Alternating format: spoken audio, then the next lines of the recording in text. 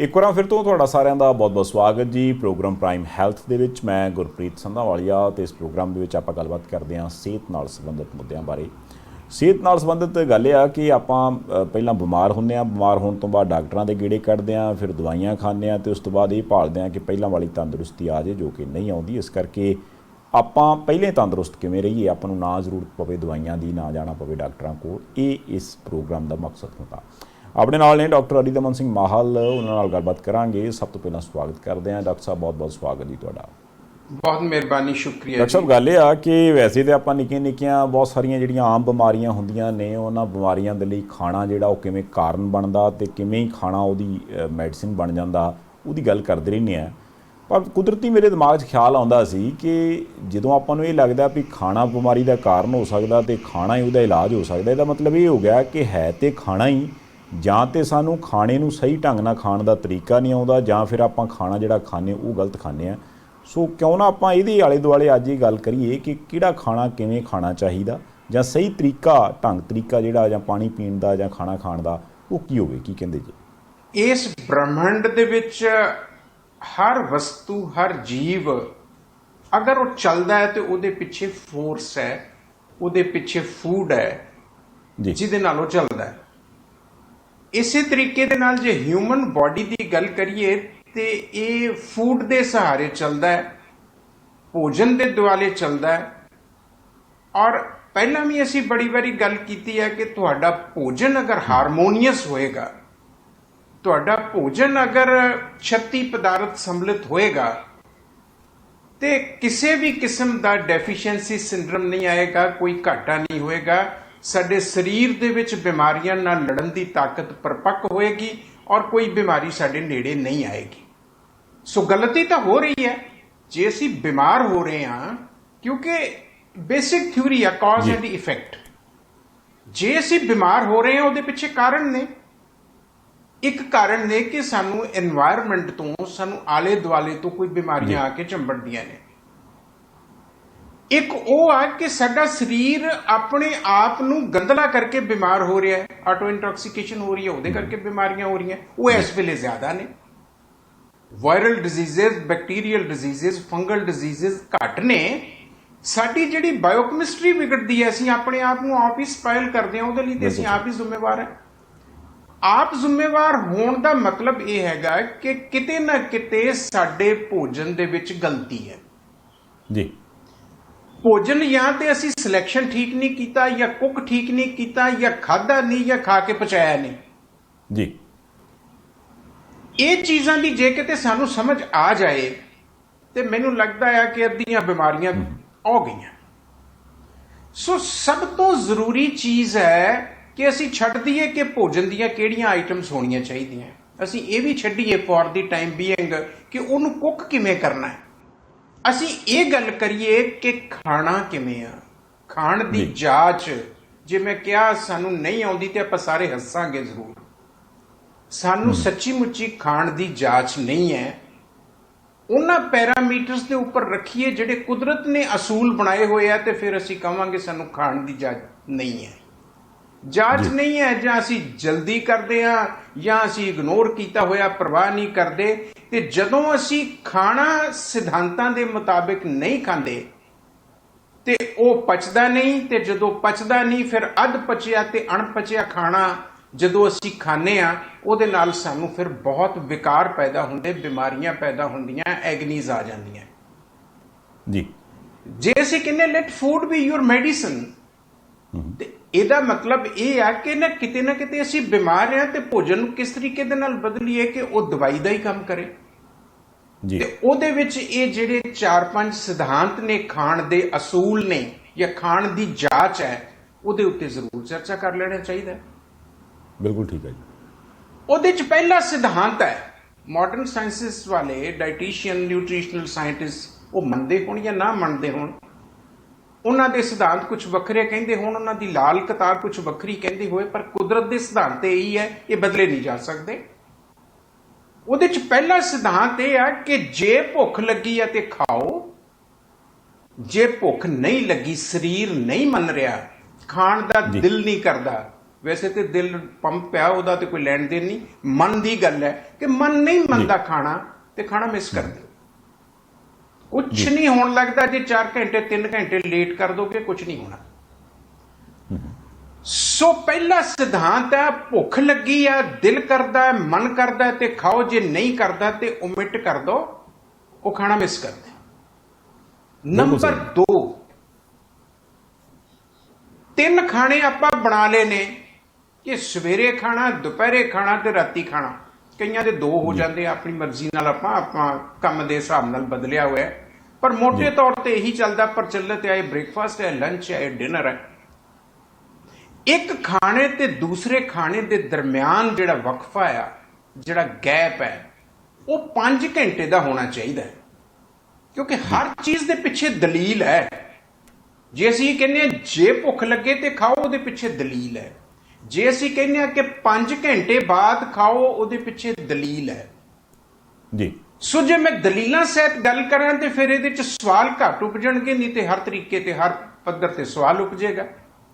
ਨਹੀਂ ਬਿਲਕੁਲ ਕਰ ਲਈਏ ਡਾਕਟਰ ਸਾਹਿਬ, ਇਹ ਮੈਂ ਤਾਂ ਕਰਕੇ ਤੁਹਾਨੂੰ ਕਹਿਣ ਲੱਗਿਆ ਕਿ ਵੀ ਇਹ ਜ਼ਰੂਰ ਕਰੀਏ ਆਪਾਂ, ਕਿਉਂਕਿ ਕਿਸੇ ਵੇਲੇ ਇਦਾਂ ਹੁੰਦਾ ਕਿ ਇਕੱਲੀ ਦੱਸੀ ਹੋਈ ਗੱਲ ਤੇ ਬੰਦਾ ਯਕੀਨ ਨਹੀਂ ਕਰਦਾ। ਖਾਸ ਕਰਕੇ ਆਪਣੇ ਪੰਜਾਬੀਆਂ ਦਾ ਸੁਭਾਅ ਆ ਕਿ ਜਦ ਤੱਕ ਆਪਾਂ ਨੂੰ ਉਦਾਹਰਨ ਨਾ ਦਿੱਤੀ ਜਾਵੇ ਆਪਾਂ ਨੂੰ ਸਮਝ ਨਹੀਂ ਆਉਂਦੀ। ਇੱਦਾਂ ਅੱਗੇ ਵੀ ਮੈਂ ਕਈ ਵਾਰ ਸੋਚਦਾ ਨਾ, ਤੁਸੀਂ ਪਹਿਲਾਂ ਵੀ ਇਹ ਜ਼ਿਕਰ ਕੀਤਾ ਵੀ ਬਿਨਾਂ ਭੁੱਖ ਲੱਗੇ ਜਿਹੜਾ ਆਪਾਂ ਖਾਂਦੇ ਉਹ ਮਾੜਾ। ਤੇ ਮੈਂ ਕੁਦਰਤੀ ਇੱਕ ਦਿਨ ਸੋਚਦਾ ਸੀ ਕਿ ਜੇ ਮੰਨ ਲਓ ਆਪਾਂ ਗੱਡੀ ਚਲਾਉਂਦੇ ਹਾਂ, ਗੱਡੀ 'ਚ ਇੱਕ ਸੂਈ ਲੱਗੀ ਹੁੰਦੀ ਫਿਊਲ ਵਾਲੀ ਕਿ ਗੈਸ ਕਿੰਨੀ ਹੈ ਗੱਡੀ 'ਚ, ਜੇ ਉਹ ਫਿਊਲ ਵਾਲੀ ਸੂਈ ਗੈਸ ਵਾਲੀ ਗੱਡੀ ਹੈ, ਜੇ ਦੱਸ ਰਹੀ ਹੈ ਸੂਈ ਕਿ ਵੀ ਟੈਂਕੀ ਫੁੱਲ ਆ, ਤੇ ਆਪਾਂ ਜਾ ਕੇ ਪੰਪ ਤੇ ਫਿਰ ਡੱਕ ਕੇ ਆਖੀਏ ਵੀ ਹੁਣ ਇਹਨੂੰ ਮੈਂ ਭਰ ਲੈਣਾ, ਇਹਦਾ ਮਤਲਬ ਆਪਾਂ ਖਰਾਬ ਕਰ ਰਹੇ ਕੁਛ ਨਾ ਕੁਛ। ਇਹਦਾ ਮਤਲਬ ਜਦ ਤੱਕ ਉਹ ਮਨ ਵਾਲੀ ਸੂਈ ਨਹੀਂ ਕਹਿੰਦੀ ਵੀ ਫਿਊਲ ਦੀ ਲੋੜ ਆ, ਗੈਸ ਦੀ ਲੋੜ, ਉਨੀ ਦੇਰ ਤੱਕ ਨਹੀਂ ਪਾਉਣਾ ਚਾਹੀਦਾ। ਵੇਖੋ, ਮਨ ਜਿਹੜਾ ਹੈ ਬੜਾ ਚੰਚਲ ਹੈ, ਇਹਦੇ ਵਿੱਚੋਂ ਥੀਸਿਸ ਵਿਚਾਰ ਨਿਕਲਦੇ ਰਹਿੰਦੇ ਆ, ਲੇਕਿਨ ਦਿਮਾਗ ਜਿਹੜਾ ਹੈ ਉਹ ਰੀਜ਼ਨਿੰਗ ਦੇ ਆਧਾਰ ਤੇ ਗੱਲ ਕਰਦਾ, ਉਹਦੇ ਕੋਲੋਂ ਐਂਟੀਥੀਸਿਸ ਨਿਕਲਦਾ। ਉਹ ਵਿਚਾਰ ਤੇ ਵਿਰੋਧੀ ਵਿਚਾਰ ਲੜਦੇ ਨੇ ਆਪਸ 'ਚ, ਤੇ ਜਿਹੜਾ ਤਗੜਾ ਹੋਵੇ ਜਿੱਤ ਜਾਂਦਾ ਤੇ ਉਹਨੂੰ ਅਪਲਾਈ ਕਰ ਦੇਣਾ ਚਾਹੀਦਾ। ਸੋ ਦਿਮਾਗ ਮੋਸਟਲੀ ਜਿੱਤ ਜਾਂਦਾ ਆ, ਤੇ ਜੇ ਕਿਤੇ ਦਿਮਾਗ ਡਲ ਹੋਵੇ ਤੇ ਫਿਰ ਮਨ ਬੜਾ ਚੰਚਲ ਹੈ, ਝੱਟ ਬੇਵਕੂਫ ਬਣਾਉਂਦਾ ਹੈ ਤੇ ਖੂਹ 'ਚ ਸੁੱਟਦਾ ਜਾ ਕੇ। ਸੋ ਮਨ ਦੀ ਸੋਚੀ ਹੋਈ ਗੱਲ ਜਿਹੜੀ ਆ ਉਹ ਦਲੀਲਾਂ ਤੇ, ਮਰਿਆਦਾ ਤੇ, ਸੰਵਿਧਾਨ ਤੇ, ਅਸੂਲਾਂ ਦੇ ਉੱਤੇ ਆਧਾਰਿਤ ਨਹੀਂ ਹੁੰਦੀ। ਉਹ ਮਰਜ਼ੀ ਕਰਦਾ ਹੈ, ਲੇਕਿਨ ਦਿਮਾਗ ਨੇ ਇਹ ਸਾਰਾ ਕੁਝ ਦੇਖਣਾ ਹੁੰਦਾ। ਇਸ ਕਰਕੇ ਦਿਮਾਗ ਏਡਾ ਤੀਖਣ ਹੋਣਾ ਚਾਹੀਦਾ ਕਿ ਮਨ ਨੂੰ ਕੰਟਰੋਲ ਕਰਕੇ ਚੱਲੇ ਜੀ। ਸੋ ਗੱਲ ਕਰ ਰਹੇ ਸੀ ਅਸੀਂ, ਜਿਹੜੀ ਮੈਂ ਪਹਿਲੀ ਗੱਲ ਕੀਤੀ ਆ ਕਿ ਭੁੱਖ ਲੱਗੇ ਤੇ ਖਾਓ, ਨਹੀਂ ਤੇ ਨਾ ਖਾਓ। ਹੁਣ ਕੀ ਹੈ ਸਾਡੇ ਕੋਲ, ਅੱਜ ਤੁਹਾਡੇ ਬੜੇ ਬਫੇ ਸ਼ੁਰੂ ਹੋਏ ਨੇ, ਸਾਡੇ ਵੀ ਇੱਥੇ ਸ਼ੁਰੂ ਹੋ ਗਏ। ਉੱਥੇ ਬੰਦਾ ਦਿਹਾੜੀ ਤੇ ਲੱਗ ਜਾਂਦਾ ਹੈ ਵੀ ਜੇ ਰੁਪਈਏ 50 ਦੇਣੇ ਆ ਜਾਂ ਤੁਹਾਡੇ ਕੋਲ $25-20 ਖਰਚ ਕਰਨੇ ਆ, ਤੇ ਫਿਰ ਨੀਅਤ ਭਰ ਕੇ ਤੇ ਢਿੱਡ ਭਰ ਕੇ ਖਾ ਕੇ ਆਓ, ਤੇ ਫਿਰ ਅਸੀਂ 2-2.5 ਘੰਟੇ ਜਿਵੇਂ ਦਿਹਾੜੀ ਤੇ ਬੰਦਾ ਲੱਗਦਾ ਖਾਣ ਤੇ ਲੱਗ ਜਾਂਦੇ ਆ, ਤੇ ਖਾਣਾ ਮੁੱਕਦਾ ਹੈ ਸਾਡਾ 12 ਵਜੇ। ਬਈ ਅੰਦਰ ਤਾਂ ਕੋਈ ਡਸਟਬਿਨ ਤੇ ਨਹੀਂ ਨਾ, ਬੜਾ ਇੱਕ ਇੰਪੋਰਟੈਂਟ ਸੈਂਸਿਟਿਵ ਸਿਸਟਮ ਹੈ, ਉਹਦੇ ਚ ਆ ਵੀ ਲੈ ਲੈ, ਲੂਣਾ ਵੀ ਲੈ ਲੈ, ਮਿੱਠਾ ਵੀ ਲੈ ਲੈ, ਕੌੜਾ ਵੀ ਲੈ ਲੈ, ਤੀਖਣ ਵੀ ਲੈ ਲੈ, ਸਾਰੇ ਸਵਾਦ ਅਸੀਂ ਅੰਦਰ ਸੁੱਟੀ ਜਾਂਦੇ ਆ। ਉਹ ਫਿਰ ਢਿੱਡ ਕਹਿੰਦਾ ਜਾਣਦੇ ਹੁਣ ਮੈਨੂੰ। ਸੋ ਜਦੋਂ ਅਸੀਂ ਜ਼ਿਆਦਾ ਖਾਣਾ ਖਾ ਲੈਂਦੇ ਆ, ਲੇਟ ਖਾਣਾ ਖਾਂਦੇ ਆ, ਤੇ ਉਹਦੇ ਕੋਲ ਪ੍ਰੋਪਰ ਸਮਾਂ ਨਹੀਂ, ਉਹ ਸਵੇਰ ਤੱਕ ਹਜ਼ਮ ਨਹੀਂ ਹੁੰਦਾ, ਤੇ ਜਿੰਨੀ ਦੇਰ ਤੱਕ ਖਾਣੇ ਦੀ ਪ੍ਰੋਸੈਸਿੰਗ ਨਹੀਂ ਹੋਏਗੀ, ਇਹ ਬੜੀ ਵਾਰੀ ਗੱਲ ਕੀਤੀ ਹੈ, ਇੰਜੈਸ਼ਨ, ਡਾਈਜੈਸ਼ਨ, ਐਬਜ਼ੌਰਪਸ਼ਨ ਤੇ ਇਵੈਕੂਏਸ਼ਨ, ਇਹ ਬਹੁਤ ਇੰਪੋਰਟੈਂਟ ਚੀਜ਼ਾਂ ਨੇ। ਸੋ ਜਦੋਂ ਅਸੀਂ ਖਾਣਾ ਖਾਂਦੇ ਆ ਤੇ ਉਹਨੂੰ ਪਚਣ ਵਾਸਤੇ ਸਪੈਸੀਫਿਕ ਸਮਾਂ ਚਾਹੀਦਾ ਹੁੰਦਾ। ਜੇ 12 ਵਜੇ ਸਾਡਾ ਡਿਨਰ ਮੁੱਕੇਗਾ, ਜਾਂ ਅਸੀਂ ਓਵਰ ਈਟਿੰਗ ਕੀਤੀ ਹੈ, ਜਾਂ ਅਸੀਂ ਬੜਾ ਹੀ ਮਲਟੀਪਲ ਕਿ ਮੁਰਗਾ ਵੀ ਖਾਧਾ ਹੋਇਆ, ਬੱਕਰਾ ਵੀ ਖਾਧਾ ਹੋਇਆ, ਮੱਛੀ ਵੀ ਖਾਧੀ ਹੋਈ ਆ, ਰਾਜਮਾ ਵੀ ਖਾਧੇ ਹੋਇਆ, ਪਨੀਰ ਵੀ ਖਾਧਾ ਹੋਇਆ, 35 ਤਰ੍ਹਾਂ ਦੀਆਂ ਪ੍ਰੋਟੀਨਸ ਖਾਧੀਆਂ ਹੋਈਆਂ, ਤੇ ਆਫਟਰ ਆਲ ਡਾਈਜੈਸਟਿਵ ਐਂਜ਼ਾਈਮਸ ਨੇ ਉਹਨਾਂ ਨੂੰ ਕਨਵਰਟ ਕਰਨਾ, ਉਹਨਾਂ ਨੂੰ ਟਰਾਂਸਲੇਟ ਕਰਨਾ, ਫਿਰ ਸਾਡਾ ਫਾਇਦਾ। ਨਹੀਂ ਤੇ ਅਨਡਾਈਜੈਸਟਿਡ ਤੇ ਹਾਫ ਡਾਈਜੈਸਟਿਡ ਫੂਡ ਜਦੋਂ ਥਰੂ ਹੋਏਗਾ ਤੇ ਉਹ ਟੌਕਸਿਕ ਆ, ਉਹ ਉਹੀ ਬਿਮਾਰੀਆਂ ਪੈਦਾ ਕਰਦਾ ਜੀ। ਸੋ ਇਸ ਕਰਕੇ ਸਾਨੂੰ ਟਾਈਮ ਤੇ ਖਾਣਾ। ਤੁਹਾਡੇ ਕੋਲ ਪੱਛਮ ਦੇ ਵਿੱਚ ਸੱਪਰ ਦਾ ਜਾਂ ਸੁਪਰ ਦਾ ਕਨਸੈਪਟ ਆ, ਮੀਨਸ ਤਕਾਲਾਂ ਸਿੰਦੇ 6-7 ਵਜੇ ਰੋਟੀ ਖਾ ਲੈਣੀ ਆ, ਤੇ ਸੌਂ ਵੀ ਛੇਤੀ ਜਾਂਦੇ ਆ, 9-10 ਵਜੇ ਤੋਂ ਪਹਿਲਾਂ ਸੌਂ ਹੀ ਜਾਂਦੇ ਆ। ਲੇਕਿਨ ਸਾਡੇ ਕੋਲ ਵੀ ਇੱਥੇ ਇੰਡੀਆ ਦੇ ਵਿੱਚ, ਪੰਜਾਬ ਦੇ ਵਿੱਚ ਵੀ ਤਕਾਲਾਂ ਸਿੰਦੇ ਖਾਣ ਦਾ ਇੱਕ ਢੰਗ ਤਰੀਕਾ ਹੁੰਦਾ ਸੀ ਕਿ ਲੋਏ ਖਾਣਾ ਮੁਕਾ ਲਓ। ਜੀ ਫਿਰ 2 ਘੰਟੇ ਬਾਤਾਂ ਬੂਤਾਂ ਪਾਉਣੀਆਂ, ਕਿਤੇ ਪਾਸੇ ਪੂਸੇ ਮਾਰਨੇ ਆ, ਪੂਰੇ ਗਿਣਨੇ ਆ ਗਰਮੀਆਂ ਦੇ ਦਿਨਾਂ 'ਚ, ਇਹਨਾਂ ਦਿਨਾਂ ਦੇ ਵਿੱਚ, ਤੇ ਫਿਰ ਨੀਂਦ ਆ ਜਾਂਦੀ ਸੀ। 2 ਘੰਟੇ ਤੋਂ ਬਾਅਦ ਸੌਂਦੇ ਸੀ ਅਸੀਂ। ਜੀ ਸੋ ਇਹ ਕੁਦਰਤ ਦਾ ਅਸੂਲ ਹੈ ਕਿ ਖਾਣਾ ਖਾਣ ਤੋਂ ਐਟਲੀਸਟ 2 ਘੰਟੇ ਬਾਅਦ ਕਦੇ ਲਿਟੋ ਜਾਂ ਸੌਣਾ ਹੈ। ਇਹ ਬਹੁਤ ਜ਼ਰੂਰੀ ਹੈ। ਜੇ ਤੁਸੀਂ ਇਹਨਾਂ ਦਿਨਾਂ ਦੇ ਵਿੱਚ ਖਾਣਾ ਖਾ ਕੇ ਥੋੜਾ ਬਹੁਤਾ ਟਹਿਲ ਲੈਂਦੇ ਹੋ ਤੇ ਬਹੁਤ ਹੀ ਵਧੀਆ ਹੈ। ਅਗਰ ਅੱਧਾ ਪੌਣਾ ਘੰਟਾ ਟਹਿਲ ਲਓ ਤੇ ਸਾਰੇ ਪ੍ਰੋਸੈਸਿਸ ਨੇ ਉਹ ਕੰਪਲੀਟ ਹੋ ਜਾਂਦੇ ਨੇ, ਉਹਦੇ ਨਾਲ ਖਾਣਾ ਸੌਖਾ ਹਜ਼ਮ ਹੁੰਦਾ ਹੈ। ਜੀ ਨੰਬਰ 2 ਕਿ ਇੱਕ ਖਾਣੇ ਤੇ ਦੂਸਰੇ ਖਾਣੇ ਦੇ ਦਰਮਿਆਨ 5 ਘੰਟੇ ਦਾ ਵਕਫਾ ਹੋਣਾ ਚਾਹੀਦਾ। ਕਿਉਂ? ਇਸ ਕਰਕੇ ਕਿ ਜਦੋਂ ਅਸੀਂ ਖਾਣਾ ਖਾਂਦੇ ਆ ਤੇ ਸਾਡੇ ਸਟੋਮਕ ਦੇ ਵਿੱਚ ਜਾ ਕੇ, ਪੇਟ ਦੇ ਵਿੱਚ ਜਾ ਕੇ, ਉੱਥੇ ਹਾਈਡਰੋਕਲੋਰਿਕ ਐਸਿਡ, ਜਠਰ ਅਗਨੀ, ਜਠਰ ਮੀਨਸ ਜੇਠ ਤੋਂ ਵੱਡੀ, ਸਭ ਤੋਂ ਵੱਡੀ ਅਗਨੀ, ਸਭ ਤੋਂ ਵੱਡੀ ਜਿਹੜਾ ਪਾਚਕ ਐਂਜ਼ਾਈਮ ਉਹ ਪੈਦਾ ਹੁੰਦਾ, ਉਹਨੇ ਖਾਣੇ ਨੂੰ ਗਾਲਣਾ ਹੁੰਦਾ।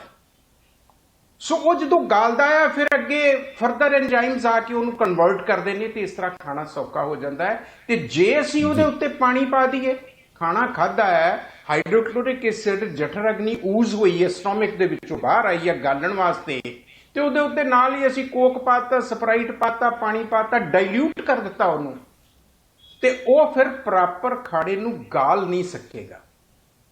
ਉਹਦੇ ਨਾਲ ਸਾਡੀ ਐਬਜ਼ੌਰਪਸ਼ਨ ਜਾਂ ਸਾਡਾ ਡਾਈਜੈਸਟਿਵ ਪ੍ਰੋਸੈਸ ਲੇਟ ਹੋ ਜਾਏਗਾ ਜੀ। ਫਿਰ ਇਸ ਤਰੀਕੇ ਦੇ ਨਾਲ ਅੱਧ ਪਚਿਆ ਅਣਪਚਿਆ ਖਾਣਾ ਜਦੋਂ ਅੱਗੇ ਪ੍ਰੋਸੈਸ ਹੁੰਦਾ ਹੈ, ਉਹ ਸਰੀਰ ਲਈ ਵੀ ਦਿੱਕਤਾਂ ਪੈਦਾ ਕਰਦਾ ਹੈ। ਸੋ ਇਸ ਕਰਕੇ ਖਾਣੇ ਦੇ ਦਰਮਿਆਨ ਤੇ ਇਮੀਡੀਏਟਲੀ ਆਫਟਰ ਦੀ ਮੀਲਸ ਪਾਣੀ ਨਹੀਂ ਪੀਣਾ ਚਾਹੀਦਾ। ਅੱਛਾ ਡਾਕਟਰ ਸਾਹਿਬ, ਇੱਕ ਚੀਜ਼ ਮੈਨੂੰ ਇਹ ਹੈ ਕਿ ਜਿੰਨੀਆਂ ਗੱਲਾਂ ਤੁਸੀਂ ਹੁਣ ਤੱਕ ਦੱਸੀਆਂ ਨੇ, ਆਪਾਂ ਇੱਕ ਲਾਈਨ ਦੇ ਵਿੱਚ ਫਿਰ ਰਿਪੀਟ ਕਰ ਦਈਏ ਸ਼ੁਰੂ ਤੋਂ ਇੱਕ ਵਾਰਾਂ ਕਿ ਜੇ ਤਾਂ ਭੁੱਖ ਨਹੀਂ ਲੱਗੀ, ਆਪਾਂ ਨੂੰ ਮਨ ਕਹਿੰਦਾ ਵੀ ਨਹੀਂ ਤੈਨੂੰ ਖਾਣਾ ਚਾਹੀਦਾ, ਤੇ ਆਪਾਂ ਨੂੰ ਨਹੀਂ ਖਾਣਾ ਚਾਹੀਦਾ। ਇਸ ਤੋਂ ਇਲਾਵਾ ਮੈਨੂੰ ਇਹ ਸੀ ਕਿ ਬਾਕੀ ਚੀਜ਼ਾਂ ਵੀ ਆਪਾਂ ਰਿਪੀਟ ਕਰ ਦਈਏ, ਫਿਰ ਅੱਗੇ ਤੁਰਦੇ ਹਾਂ ਜੀ। ਪਹਿਲੀ ਚੀਜ਼ ਇਹ ਹੈ, ਭੁੱਖ ਲੱਗੀ ਹੈ ਤੇ ਖਾਓ, ਜੇ ਨਹੀਂ ਭੁੱਖ ਲੱਗੀ ਤੇ ਓਮਿਟ ਕਰ ਦੋ, ਮਿਸ ਕਰ ਦੋ, ਡਿਲੇ ਕਰ ਦੋ। ਨੰਬਰ 2, ਇੱਕ ਖਾਣੇ ਤੇ ਦੂਸਰੇ ਖਾਣੇ ਦੇ ਦਰਮਿਆਨ ਘੱਟੋ ਘੱਟ 5 ਘੰਟੇ ਦਾ ਵਕਫਾ ਹੋਣਾ ਚਾਹੀਦਾ ਹੈ। ਜੇ ਇਨ ਬਿਟਵੀਨ ਕਿਤੇ ਖਾਣ ਦੀ ਜ਼ਰੂਰਤ ਪੈ ਜਾਏ ਤੇ ਫਿਰ ਤੁਸੀਂ ਦੁੱਧ ਲੈ ਸਕਦੇ ਹੋ, ਜੂਸ ਲੈ ਸਕਦੇ ਹੋ, ਇਹ ਸੌਖਾ ਪਚ ਜਾਂਦਾ ਹੈ। ਜਾਂ ਸੈਲਡਸ ਤੇ ਫਰੂਟ, ਉਹ ਤੇ ਸਰੀਰ ਦੀ ਹਰਾਰਤ ਨਾਲ ਹੀ ਪਚ ਜਾਂਦੇ, ਉਹਨੂੰ ਕੋਈ ਬਹੁਤ ਹੈਵੀ ਐਂਜ਼ਾਈਮਸ ਜਾਂ ਹਾਈਡਰੋਕਲੋਰਿਕ ਐਸਿਡ ਦੀ ਜ਼ਰੂਰਤ ਨਹੀਂ ਹੁੰਦੀ। ਸੋ ਇਨ ਬਿਟਵੀਨ ਮਤਲਬ 5 ਘੰਟੇ 'ਚ ਅਗਰ ਲੱਗੇ ਕਿ ਮੈਨੂੰ ਕਿਸੇ ਚੀਜ਼ ਦੀ ਜ਼ਰੂਰਤ ਹੈ, એનર્ਜੀ ਲੈਵਲ ਘਟਦਾ ਹੈ, ਗਲੂਕੋਜ਼ ਘਟਦਾ ਹੈ, ਤੇ ਤੁਸੀਂ ਫਰੂਟਸ ਲੈ ਸਕਦੇ ਹੋ, ਸੈਲਡਸ ਲੈ ਸਕਦੇ ਹੋ, ਦੁੱਧ ਪੀ ਸਕਦੇ ਹੋ, ਜੂਸ ਲੈ ਸਕਦੇ ਹੋ। ਸੋ ਇਸ ਕਰਕੇ 5 ਘੰਟੇ ਦਾ ਮੇਜਰ ਮੀਲਸ ਨੇ ਜਿਹੜੇ, ਉਹਦੇ ਦਰਮਿਆਨ 5 ਘੰਟੇ ਦਾ ਵਕਫਾ ਹੋਣਾ ਚਾਹੀਦਾ ਹੈ। ਉਸ ਤੋਂ ਬਾਅਦ ਇਹ ਹੈ ਕਿ ਇੱਕਦਮ ਪਾਣੀ ਨਹੀਂ ਪੀਣਾ ਚਾਹੀਦਾ ਖਾਣੇ ਦੇ ਦਰਮਿਆਨ, ਜਾਂ ਖਾਣੇ ਤੋਂ 40 ਮਿੰਟ ਬਾਅਦ ਤੱਕ ਪਾਣੀ ਪੀਣਾ ਤੇ 40 ਮਿੰਟ ਪਹਿਲਾਂ ਪੀ ਲਓ।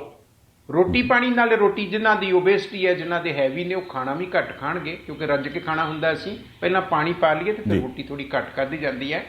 ਸੋ ਇਸ ਕਰਕੇ ਸਾਨੂੰ ਪਾਣੀ ਉਹਦੇ ਦਰਮਿਆਨ ਨਹੀਂ ਲੈਣਾ ਚਾਹੀਦਾ। ਦੂਸਰੀ ਗੱਲ ਇਹ ਹੈ ਕਿ ਦੁਪਹਿਰ ਦਾ ਖਾਣਾ ਖਾ ਕੇ ਜੇ ਤੁਸੀਂ ਚਾਹੋ ਨੈਪ ਲੈਣੀ, ਲੇਟ ਸਕਦੇ ਹੋ, ਲੇਕਿਨ ਰਾਤ ਦਾ ਖਾਣਾ ਖਾ ਕੇ ਜ਼ਰੂਰ ਸਾਨੂੰ ਟਹਿਲਣਾ ਚਾਹੀਦਾ ਹੈ। ਉਹ ਬਹੁਤ ਜ਼ਰੂਰੀ ਹੈ। ਰੀਫਲੈਕਸ ਵਗੈਰਾ ਕਲੀਅਰ ਹੋ ਜਾਂਦੇ ਆ, ਗੈਸਿਸ ਬਣਦੀਆਂ ਨੇ ਤੇ ਉਹ ਬਾਹਰ ਨਿਕਲ ਜਾਣ, ਰਿਲੀਜ਼ ਹੋ ਜਾਣ ਤੇ ਸੌਖਾ ਹੈ। ਨਹੀਂ ਤੇ ਰਾਤ ਫਿਰ ਨੀਂਦ ਨਹੀਂ ਆਉਂਦੀ, ਪਾਸੇ ਮਾਰੀਦੇ ਆ, ਉੱਠ ਉੱਠ ਬੈਠੀ ਦਾ ਡਕਾਰ ਨਹੀਂ ਆਉਂਦਾ। ਉਹ ਇਸ ਕਰਕੇ ਹੀ ਹੈ ਕਿ ਖਾਣਾ ਖਾ ਕੇ, ਖਾਣਾ ਲੇਟ ਖਾਧਾ, ਇੱਕਦਮ ਅਸੀਂ ਲਮਲੇਟ ਹੋ ਗਏ, ਨੀਂਦ ਆ ਗਈ, ਫਿਰ ਪਰੇਸ਼ਾਨੀਆਂ ਹੁੰਦੀਆਂ।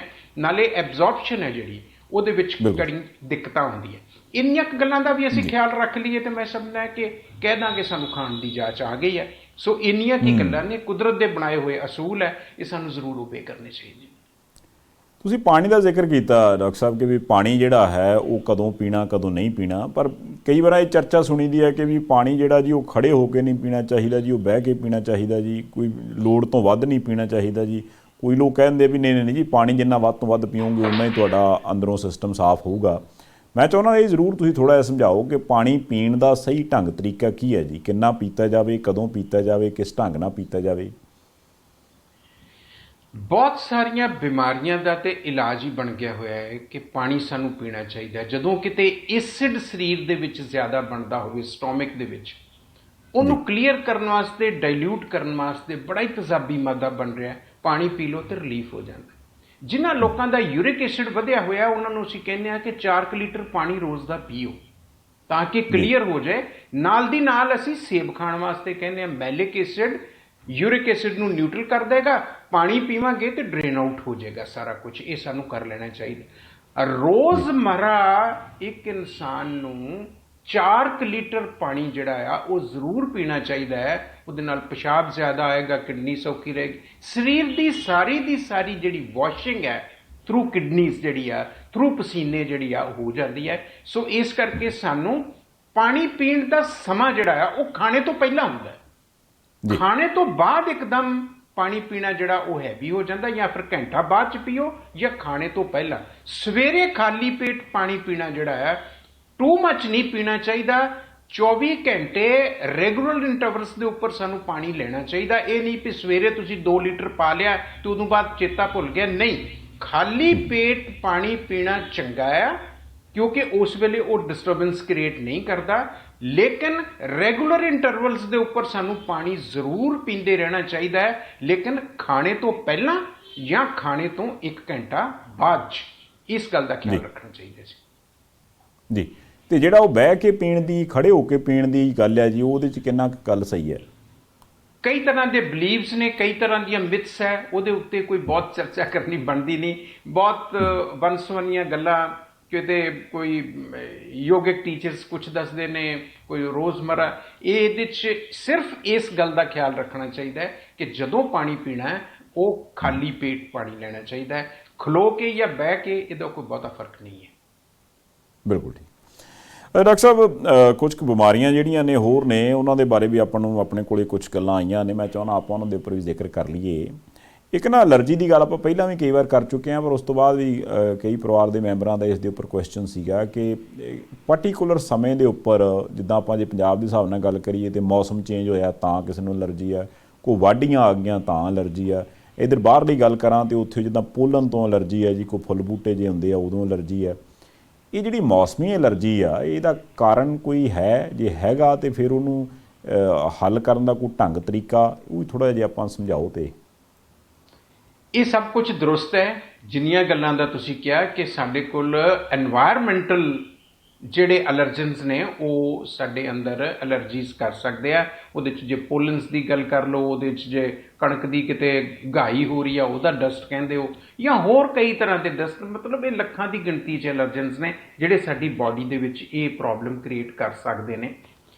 ਔਰ ਸਭ ਤੋਂ ਜ਼ਿਆਦਾ ਜਿਹਦਾ ਚਰਚਾ ਨਹੀਂ ਹੁੰਦਾ ਉਹ ਹੈਗਾ ਐਸਿਡ। ਜਦੋਂ ਐਸਿਡ ਸਾਡੀ ਬਾਡੀ ਅੰਦਰ ਸਟੋਮਕ ਦੇ ਵਿੱਚ ਜ਼ਿਆਦਾ ਹੁੰਦਾ ਹੈ, ਸਾਨੂੰ ਰੀਫਲਕਸ ਆਉਂਦੇ ਆ, ਜਾਂ ਹਵਾੜ ਲਾਗੇ ਬੈਠਾ ਕਹਿੰਦਾ ਯਾਰ ਇਹਦੇ ਮੂੰਹ 'ਚੋਂ ਬੜੀ ਸਮੈਲ ਆਉਂਦੀ, ਉਹ ਮੂੰਹ 'ਚੋਂ ਨਹੀਂ ਆਉਂਦੀ ਹੁੰਦੀ, ਉਹ ਸਟੋਮਕ ਦੇ ਵਿੱਚੋਂ ਐਸਿਡ ਦੇ ਨਾਲ ਜਿਹੜੀ ਉਹਦੀ ਬਾਈ ਪ੍ਰੋਡਕਟ ਗੈਸਿਸ ਨੇ ਉਹ ਊਜ਼ ਕਰਦੀਆਂ ਰਹਿੰਦੀਆਂ, ਜਾਂ ਤਾਂ ਡਕਾਰ ਆਏਗਾ ਜਾਂ ਹੌਲੀ ਹੌਲੀ ਸਲੋ ਈਜ਼ ਕਰਦੀਆਂ ਰਹਿੰਦੀਆਂ ਨੇ। ਜਦੋਂ ਉਹ ਬਾਹਰ ਨਿਕਲਦੀਆਂ ਨੇ ਉਸ ਵੇਲੇ ਕਿਸੇ ਵੇਲੇ ਗਲੇ 'ਚ ਦਰਦ ਹੁੰਦੀ ਹੈ, ਕਿਸੇ ਵੇਲੇ ਨੱਕ 'ਚੋਂ ਥੋੜਾ ਪਾਣੀ ਆਉਂਦਾ ਰਹਿੰਦਾ ਆ, ਜਾਂ ਕਿਸੇ ਵੇਲੇ ਗਲਾ ਸੁੱਕਦਾ ਆ। ਤੇ ਅਸੀਂ ਬਹੁਤ ਵਾਰੀ ਵੇਖਿਆ ਜਦੋਂ ਕੋਈ ਟਾਕ ਦਿੰਦਾ ਜਾਂ ਬੋਲਦਾ ਉਹਨੂੰ ਘੁੱਟ ਪਾਣੀ ਚਾਹੀਦਾ ਹੁੰਦਾ, ਕਿਉਂਕਿ ਅੰਦਰੋਂ ਹਵਾੜ ਆ ਰਹੀ ਹੈ, ਉਹ ਡਰਾਈ ਕਰਦੀ ਹੈ। ਸੋ ਇਹ ਐਲਰਜੀਜ਼ ਨੇ ਜਿਹੜੀਆਂ ਸਾਨੂੰ ਬਾਹਰੋਂ ਐਲਰਜਨਸ ਤੋਂ ਮਿਲਦੀਆਂ, ਤੇ ਜਿਹੜੀ ਐਸਿਡ ਦੀ ਆ ਬਹੁਤ ਸਾਰੀ ਸੁੱਕੀ ਖਾਂਸੀ ਜਿਹਨੂੰ ਅਸੀਂ ਵੂਪਿੰਗ ਕਫ ਕਹਿ ਦਿੰਦੇ ਆ, ਸਾਡੇ ਦੇਸੀ ਲੈਂਗੁਏਜ 'ਚ ਕੁੱਤੇ ਖੰਘ ਕਹਿ ਦਿੰਦੇ ਆ। ਖੰਘ ਆਈ ਜਾਂਦੀ ਹੈ, ਹੋਰ ਕੁਝ ਨਹੀਂ ਆਉਂਦਾ। ਉਹਦਾ ਰੂਟ ਕਾਜ਼ ਜਿਹੜਾ ਆ ਉਹ ਇਹ ਨਹੀਂ ਕਿ ਤੁਸੀਂ ਪਕੌੜੇ ਖਾ ਲਏ ਸੀ ਤੇ ਗਲੇ ਨੂੰ ਲੱਗ ਗਏ, ਉਹ ਛੋਟਾ ਜਿਹਾ ਕਾਰਨ। ਵੱਡਾ ਤੇ ਇਹ ਆ ਕਿ ਪਕੌੜੇ ਖਾਦੇ ਸੀ, ਤਲੀ ਚੀਜ਼ ਖਾਦੀ ਸੀ, ਅੰਦਰ ਜਾ ਕੇ ਉਹਨੇ ਐਸਿਡ ਪੈਦਾ ਕੀਤਾ ਹੈ, ਔਰ ਉਹਦਾ ਜਿਹੜਾ ਬਾਈ ਪ੍ਰੋਡਕਟ ਹੈ, ਉਹਦੀਆਂ ਗੈਸਿਸ ਉੱਪਰ ਨੂੰ ਆ ਰਹੀਆਂ ਜਿਹੜੀਆਂ ਹਾਈਲੀ ਟੌਕਸਿਕ, ਹਾਈਲੀ ਪਾਇਜ਼ਨਸ ਹੁੰਦੀਆਂ ਨੇ। ਉਹ ਬੜੇ ਡੈਲੀਕੇਟ ਹੈ ਸਾਡਾ ਗਲਾ, ਇਹਨੂੰ ਗੜਬੜ ਕਰਦੀ। ਸੋ ਨੱਕ 'ਚੋਂ ਪਾਣੀ ਆ ਜਾਣਾ, ਉਹ ਐਲਰਜਨਸ ਹੈਗੇ ਨੇ ਜਿਹੜੇ ਬਾਹਰ ਵਾਲੇ ਨੇ। ਇਹਨਾਂ ਸਾਰੀਆਂ ਐਲਰਜੀਜ਼ ਨੂੰ, ਚਾਹੇ ਉਹ ਨੱਕ 'ਚੋਂ ਪਾਣੀ ਵਗਦਾ ਹੋਵੇ, ਛਿੱਕਾਂ ਆਉਂਦੀਆਂ ਹੋਣ, ਅੱਖਾਂ 'ਚੋਂ ਪਾਣੀ ਵਗਦਾ ਹੋਵੇ, ਅੱਖਾਂ ਲਾਲ ਹੁੰਦੀਆਂ ਰਹਿਣ, ਜਾਂ ਈਵਨ ਇੱਥੋਂ ਤੱਕ ਕਿ ਜਦੋਂ ਬਹੁਤ ਐਲਰਜੀਜ਼ ਪੁਰਾਣੀਆਂ ਹੋ ਜਾਂਦੀਆਂ, ਫਿਰ ਸਾਈਨੋਸਾਈਟਸ, ਬਲਗਮ ਸਾਡੇ ਮੱਥੇ 'ਚ ਜੰਮ ਜਾਂਦੀ ਹੈ, ਉਹ ਉੱਥੋਂ ਹੌਲੀ ਹੌਲੀ ਯੂਜ਼ ਕਰਕੇ ਸਾਡੇ ਸਾਈਨਸ ਭਰ ਜਾਂਦੇ ਆ, ਸਾਈਨਸ ਤੋਂ ਡਿੱਗ ਕੇ ਗਲੇ 'ਚ ਡਿੱਗਦੀ ਰਹਿੰਦੀ ਹੈ। ਉਹ ਚਿੱਟੇ ਪੀਲੇ ਰੰਗ ਦੀ ਝੱਗ ਵਾਲੀ ਵੀ ਹੁੰਦੀ ਆ, ਹਰੇ ਰੰਗ ਦੀ ਹੁੰਦੀ ਆ, ਕਾਲੇ ਰੰਗ ਦੀ ਹੁੰਦੀ ਹੈ। ਕਈ ਵਾਰੀ ਉਹ ਅਸੀਂ ਫੜ ਮੂੰਹ 'ਚੋਂ ਕੱਢਦੇ, ਇੰਨੇ ਇਲਾਸਟਿਕ ਉਹਦੇ 'ਚ ਹੁੰਦਾ ਕਿ ਉਹ ਨਿਕਲਦੀ ਨਹੀਂ। ਸਾਈਨੋਸਾਈਟਸ ਦੀ ਕ੍ਰੋਨਿਕ ਬਿਮਾਰੀ ਹੈ। ਸੋ ਇਹ ਨੱਕ 'ਚੋਂ ਪਾਣੀ ਵਗਣ ਤੋਂ ਲੈ ਕੇ ਇਹ ਸਾਰੀਆਂ ਦੀਆਂ ਸਾਰੀਆਂ ਜਿਹੜੀਆਂ ਅਪਰ ਰੈਸਪੀਰੇਟਰੀ ਪ੍ਰੋਬਲਮਸ ਨੇ, ਇਹ ਅੰਦਰ ਜਾ ਕੇ ਕਿਸੇ ਵੇਲੇ ਫਿਰ ਲੰਗਸ ਤੇ ਵੀ ਪ੍ਰਭਾਵ ਪਾਉਂਦੀਆਂ, ਫਿਰ ਸਾਨੂੰ ਕਿਸੇ ਵੇਲੇ ਸਾਹ ਔਖਾ ਹੁੰਦਾ, ਕਿਸੇ ਵੇਲੇ ਸਾਹ ਦੇ ਨਾਲ ਜੁੜੀਆਂ ਚੀਜ਼ਾਂ ਨੇ, ਜਾਂ ਸਕਿਨ ਦੀਆਂ ਐਲਰਜੀਜ਼ ਔਰ ਸਾਹ ਦੇ ਨਾਲ ਜੁੜੀਆਂ ਹੋਈਆਂ ਐਲਰਜੀਜ਼, ਇਹ ਆਲਮੋਸਟ ਸਿਮਿਲਰ ਓਰੀਜਨ ਹੈ। ਸੋ ਇਹ ਸਾਰੀਆਂ ਦੀਆਂ ਸਾਰੀਆਂ ਫੰਗਲ ਡਿਜ਼ੀਜ਼ਸ ਨੇ, ਸਾਰੀਆਂ ਦੀਆਂ ਸਾਰੀਆਂ ਐਲਰਜਨਸ ਤੋਂ ਪੈਦਾ ਹੁੰਦੀਆਂ, ਸਾਰੀਆਂ ਦੀਆਂ ਸਾਰੀਆਂ ਐਸਿਡ ਤੋਂ ਪੈਦਾ ਹੁੰਦੀਆਂ। ਇਹ ਡਾਕਟਰਸ ਨੇ ਡਿਟਰਮਿਨ ਕਰਨਾ ਹੁੰਦਾ ਹੈ ਔਰ ਇਹਦਾ ਬਣਦਾ ਇਲਾਜ ਕਰਨਾ ਹੁੰਦਾ। ਪਹਿਲੀ ਗੱਲ ਇਹ ਕਿ ਇਹਨਾਂ ਵਿੱਚੋਂ ਕੁਝ ਵੀ ਹੋਵੇ, ਖੱਟੀ ਚੀਜ਼, ਠੰਡੀ ਚੀਜ਼ ਤੇ ਤਲੀ ਚੀਜ਼ ਬੰਦ ਕਰ ਦਿਓ, ਤੁਹਾਨੂੰ ਸੂਟ ਨਹੀਂ ਕਰਦੀ। ਦੂਸਰੀ ਚੀਜ਼ ਹੈ ਕਿ ਹਲਦੀ ਦੇ ਲਈ ਅਸੀਂ ਆਲਰੇਡੀ ਬੜੀ ਚਰਚਾ ਕੀਤੀ ਹੈ ਕਿ ਹਲਦੀ antibiotic, anti allergic, antiseptic, anti inflammatory and what not. ਇਸ ਵੇਲੇ ਤਾਂ ਗੋਲਡਨ ਵਿਲ ਸਾਰੀ ਦੁਨੀਆ ਦੇ ਵਿੱਚ ਪ੍ਰਚਲਿਤ ਹੈ ਕਿ ਲੋਕ ਦੁੱਧ ਦੇ ਵਿੱਚ ਹਲਦੀ ਘੋਲ ਕੇ ਪੀ ਰਹੇ, ਅਸੀਂ ਵੀ ਕਹਿੰਦੇ ਹਾਂ ਪੀਣੀ ਚਾਹੀਦੀ ਹੈ। ਸੋ ਇਹ ਹਲਦੀ ਜਿਹੜੀ ਹੈ ਇਹ ਐਲਰਜੀ ਦੇ ਖਿਲਾਫ ਬਹੁਤ ਵਧੀਆ ਕੰਮ ਕਰਦੀ ਹੈ। ਤੇ ਜੇ ਕਿਤੇ ਛਾਤੀ ਦੇ ਵਿੱਚ ਇਹ ਪ੍ਰੋਬਲਮ ਹੁੰਦੀ ਹੋਵੇ ਤਾਂ ਮੁਲੱਠੀ ਰੱਬ ਦਾ ਬਣਾਇਆ ਹੋਇਆ ਸਟੀਰੋਇਡ ਹੈ, ਜਿਹੜੇ ਅੰਗਰੇਜ਼ੀ ਦਵਾਈਆਂ 'ਚ ਕੋਰਟੀਕੋਸਟੀਰੋਇਡਸ ਨੇ, ਜਿਹਨੂੰ ਅਸੀਂ ਬੀਟਾਮੀਥਾਸੋਨ ਕਹਿੰਦੇ ਆ, ਜਾਂ ਜਿਹਨੂੰ ਅਸੀਂ ਡੈਕਸਾਮੀਥਾਸੋਨ, ਪ੍ਰੈਡਨਿਸਲੋਨ, ਇਹ ਸਾਰੇ ਇਹ ਰੱਬ ਦਾ ਬਣਾਇਆ ਹੋਇਆ ਸਟੀਰੋਇਡ ਮੁਲੱਠੀ ਹੈ। ਐਡਾ ਕੁ ਟੁਕੜਾ ਲੈ ਕੇ ਫੇ ਕੇ ਉਹਨੂੰ ਚੰਗੀ ਤਰ੍ਹਾਂ ਕੁੱਟ ਕੇ ਰਾਤੀ ਭਿਉਂ ਦਿਓ, ਸਵੇਰੇ ਉਹਦਾ ਡਿਕੌਕਸ਼ਨ ਬਣਾ ਕੇ ਕਾੜਾ ਬਣਾ ਕੇ ਪੀਓ। ਇਹ ਅਗਰ ਇੱਕ ਆਦਤ ਬਣ ਜਾਏ ਤੇ ਮੁਲੱਠੀ ਬਹੁਤ ਵਧੀਆ ਹੈ, ਖਾਸ ਕਰਕੇ ਰੈਸਪੀਰੇਟਰੀ ਡਿਜ਼ੀਜ਼ਸ ਵਾਸਤੇ ਜਾਂ ਅਪਰ ਰੈਸਪੀਰੇਟਰੀ ਡਿਜ਼ੀਜ਼ਸ ਵਾਸਤੇ। ਸੋ ਇਹ ਮੁਲੱਠੀ ਜ਼ਰੂਰ ਲੈ ਲੈਣੀ ਚਾਹੀਦੀ ਹੈ। ਨਾਲ ਦੀ ਨਾਲ ਸਾਨੂੰ ਹਲਦੀ ਜ਼ਰੂਰ ਲੈਣੀ ਚਾਹੀਦੀ ਹੈ। ਅਗਰ ਬਲਗਮ ਹੋਵੇ, ਜਾਂ ਮੈਂ ਸਾਈਨੋਸਾਈਟਸ ਦੀ ਗੱਲ ਕੀਤੀ ਹੈ, ਗਲੇ ਦੇ ਵਿੱਚ ਬਲਗਮ ਡਿੱਗਦੀ ਹੋਵੇ, ਤਾਂ ਫਿਰ ਉਹੀ ਪੁਰਾਣਾ ਫਾਰਮੂਲਾ ਜਿਹੜਾ ਜੋੜਾਂ ਲਈ ਵੀ ਕੰਮ ਆਉਂਦਾ ਹੈ, ਜਿਹੜਾ ਡਾਈਜੈਸਟਿਵ ਐਂਜ਼ਾਈਮਸ ਨੂੰ ਵੀ ਪ੍ਰਮੋਟ ਕਰਦਾ ਹੈ, ਤ੍ਰਿਕਟੂ। ਨਾਲ ਦੀ ਨਾਲ ਉਹ ਸਾਈਨੋਸਾਈਟਸ ਜਾਂ ਛਾਤੀ ਦੇ ਵਿੱਚੋਂ ਬਲਗਮ ਆਉਂਦੀ ਹੋਵੇ, ਉਹਦੇ ਲਈ ਬਹੁਤ ਹੀ ਕਾਰਗਰ ਚੀਜ਼ ਹੈ ਜੀ। ਤੁਸੀਂ ਤ੍ਰਿਕਟੂ ਦਾ ਬਹੁਤ ਵਾਰ ਜ਼ਿਕਰ ਕਰ ਚੁੱਕੇ ਹੋ ਡਾਕਟਰ ਸਾਹਿਬ, ਮੈਨੂੰ ਯਾਦ ਆ ਗਿਆ, ਪਰਿਵਾਰ ਦੇ ਇੱਕ ਮੈਂਬਰ ਨੇ ਇੱਕ ਦਿਨ ਮੈਸੇਜ ਕੀਤਾ ਸੀ, ਉਹ ਪੁੱਛਦੇ ਸੀ ਕਿ ਤ੍ਰਿਕਟੂ ਦੇ ਵਿੱਚ ਜਿਹੜੀਆਂ ਉਹ 3 ਚੀਜ਼ਾਂ ਨੇ ਤੇ ਚੌਥੇ ਮਨੱਕੇ ਤੁਸੀਂ ਦੱਸਦੇ ਹੋ, ਉਹਦੀ ਕੁਆਂਟੀਟੀ ਕੀ ਹੋਣੀ ਚਾਹੀਦੀ ਹੈ ਜੀ? ਇਹ ਮੈਂ ਦੁਬਾਰਾ ਦੱਸ ਦਿੰਦਾ ਹਾਂ, ਕਿਉਂਕਿ ਜਦੋਂ ਜੋੜਾਂ ਦੀ ਗੱਲ ਆਉਣੀ ਹੈ ਤ੍ਰਿਕਟੂ ਆਉਣਾ ਹੈ। ਜਦੋਂ ਕਿਸੇ ਦਾ ਹਾਜ਼ਮਾ, ਡਾਈਜੈਸਟਿਵ ਐਂਜ਼ਾਈਮਸ ਠੀਕ ਨਹੀਂ ਹੈਗੇ, ਉਦੋਂ ਤ੍ਰਿਕਟੂ ਦੀ ਗੱਲ ਆਉਣੀ ਹੈ। ਜਦੋਂ ਸਾਈਨੋਸਾਈਟਸ ਜਾਂ ਉੱਪਰੋਂ ਰੇਸ਼ਾ ਉੱਤਰਦਾ ਹੈ, ਜਾਂ ਛਾਤੀ ਦੇ ਵਿੱਚ, ਫੇਫੜਿਆਂ ਦੇ ਵਿੱਚ ਰੇਸ਼ਾ ਹੋ ਗਿਆ ਕਿਸੇ ਵੀ ਬਿਮਾਰੀ ਕਰਕੇ, ਉਸ ਵੇਲੇ ਤ੍ਰਿਕਟੂ ਦੀ ਗੱਲ ਆਉਣੀ ਹੈ। ਤ੍ਰਿਕਟੂ ਮੀਨਸ 3 ਕੌੜੀਆਂ ਚੀਜ਼ਾਂ, ਤੇ ਉਹ ਕੌੜੀਆਂ ਐਕਚੁਅਲੀ ਇਦਾਂ ਕੌੜੀਆਂ ਨਹੀਂ ਕਿ ਜ਼ਹਿਰ ਹੈ, ਨਹੀਂ, ਤਿੱਖਣ ਨੇ, ਤਿੱਖੀਆਂ ਨੇ, ਜ਼ਰਾ ਕੁ ਕੁੜੱਤਣ ਹੈ, ਬਹੁਤੀਆਂ ਤਿੱਖੀਆਂ ਨੇ। ਉਹਦੇ 'ਚ ਆ ਕਾਲੀ ਮਿਰਚ, ਮਗਾਂ ਤੇ ਸੁੰਡ। ਕਾਲੀ ਮਿਰਚ ਮੀਨਸ ਬਲੈਕ ਪੈਪਰ, ਮਗਾਂ ਮੀਨਸ ਲੌਂਗ ਪੈਪਰ, ਤੇ ਸੁੰਡ ਮੀਨਸ ਡਰਾਈ ਜਿੰਜਰ। ਇਹ 3 ਚੀਜ਼ਾਂ ਆ, ਇਹ ਤਿੰਨੇ ਬਰਾਬਰ ਮਾਤਰਾ 'ਚ ਲੈਣੀਆਂ। ਇਨੀਸ਼ੀਅਲੀ ਤੁਸੀਂ 30 ਗ੍ਰਾਮ ਲੈ ਲਓ, ਤੁਹਾਡੇ ਕੋਲ 90 ਗ੍ਰਾਮ ਫਾਈਨ ਪਾਊਡਰ ਹੋ ਗਿਆ, ਔਰ ਉਹ 90 ਗ੍ਰਾਮ ਪਾਊਡਰ ਬਣਨਾ, ਉਹਨੂੰ ਬਰਾਬਰ ਦਾ ਮੁਨੱਕਾ, 90 ਗ੍ਰਾਮ ਹੀ ਮੁਨੱਕਾ ਹੋ ਗਿਆ। ਮੁਨੱਕਾ ਮੇਵਾ ਨਹੀਂ ਹੁੰਦਾ, ਮੈਂ ਇੱਥੇ ਕਲੀਅਰ ਕਰ ਦਿਆਂ, ਮੁਨੱਪਾ ਸੌਗੀ ਨਹੀਂ ਹੁੰਦੀ, ਮੁਨੱਕਾ ਹੁੰਦਾ ਹੈ, ਉਹਦੇ ਵਿੱਚ ਸੀਡ ਹੁੰਦੇ ਆ, ਉਹਦੇ ਚੋਂ ਸੀਡ ਕੱਟ ਕੇ ਉਹਨੂੰ ਬਰੀਕ ਬਰੀਕ ਕੁਤਰਾ ਕਰਕੇ, ਉਹਨੂੰ ਮੈਸ਼ ਚ ਮਿਕਸ ਕਰਕੇ ਉਹਨੂੰ ਤੁਸੀਂ ਲੈਣਾ, ਔਰ 2-2 ਗੋਲੀਆਂ ਮਟਰਾਂ ਦੇ ਦਾਣੇ ਜਿੰਨੀਆਂ, 2 ਸਵੇਰੇ, 2 ਦੁਪਹਿਰੇ, 2 ਸ਼ਾਮੀ, ਇਹ ਮਸਟ ਨੇ। ਸੋ ਇਸ ਕਰਕੇ ਇਹ ਬੜੀਆਂ ਸਾਰੀਆਂ ਬਿਮਾਰੀਆਂ ਦੇ ਕੰਮ ਆਉਂਦਾ, ਜਿਹਦੇ ਨਾਲ ਤੁਸੀਂ ਅੱਗੋਂ ਗੋਲਡਨ ਮਿਲਕ ਹਲਦੀ ਵਾਲਾ ਦੁੱਧ ਪੀ ਲਓ ਤੇ ਕਿਆ ਬਾਤ ਹੈ। ਸੋ ਇਹਦੀ ਇਸ ਤਰੀਕੇ ਦੇ ਨਾਲ ਬਣਾਉਣਾ ਤੇ ਇਸ ਤਰੀਕੇ ਦੇ ਨਾਲ ਵਰਤੋਂ ਕਰਨੀ ਆ। ਜੁਆਇੰਟਸ ਵਾਲੇ ਵੀ ਲੈ ਸਕਦੇ ਆ, ਸਾਈਨੋਸਾਈਟਸ ਵਾਲੇ ਵੀ ਲੈ ਸਕਦੇ ਆ, ਜਿਨ੍ਹਾਂ ਦਾ ਹਾਜ਼ਮਾ ਜ਼ਰਾ ਪੂਰ ਹੈ ਉਹ ਵੀ ਲੈ ਸਕਦੇ, ਸਾਰਿਆਂ ਵਾਸਤੇ ਮੁਫੀਦ ਆ। ਬਿਲਕੁਲ ਡਾਕਟਰ ਸਾਹਿਬ, ਇੱਕ ਸਵਾਲ ਸੀਗਾ ਕਿ ਵੀ ਨਹੁੰ ਜਿਹੜੇ ਆ ਜੀ, ਨਹੁੰ ਵੈਸੇ ਵੀ ਕਈ ਵਾਰ ਕਿਹਾ ਜਾਂਦਾ ਕਿ ਬੰਦੇ ਦੀ ਸਿਹਤ ਦੀਆਂ ਬਹੁਤ ਸਾਰੀਆਂ ਚੀਜ਼ਾਂ ਆਪਾਂ ਨੂੰ ਨਹੁੰ ਤੋਂ ਪਤਾ ਲੱਗ ਜਾਂਦੀਆਂ। ਇਹ ਸਵਾਲ ਆਇਆ ਸੀ ਪਰਿਵਾਰ ਵਾਲੇ ਪਾਸਿਓਂ ਕਿ ਵੀ ਨਹੁੰ ਜਿਹੜੇ ਆ ਜੀ ਉਹ ਸੁੱਕਦੇ ਆ, ਜਾਂ ਤਾਂ ਉਹਨਾਂ 'ਚ ਤਰੇੜਾਂ ਪੈ ਜਾਂਦੀਆਂ ਨੇ, ਜਾਂ ਉਹ ਸੁੱਕਣ ਲੱਗ ਜਾਂਦੇ ਨੇ, ਉਹਨਾਂ ਦੀ ਗਰੋਥ ਨਹੀਂ ਹੁੰਦੀ। ਉਹ ਕਿਸੇ ਬਿਮਾਰੀ ਵੱਲ ਇਸ਼ਾਰਾ ਕਰਦੀ ਹੈ ਜੀ, ਜਾਂ ਫਿਰ ਆਪਣੀ ਕੋਈ ਖਾਣ ਪੀਣ ਦੀ ਗਲਤੀ ਕਮੀ ਹੈ ਜੀ? ਯੈਸ, ਬਿਮਾਰੀ ਵੱਲ ਵੀ ਕਰਦੀ ਹੈ।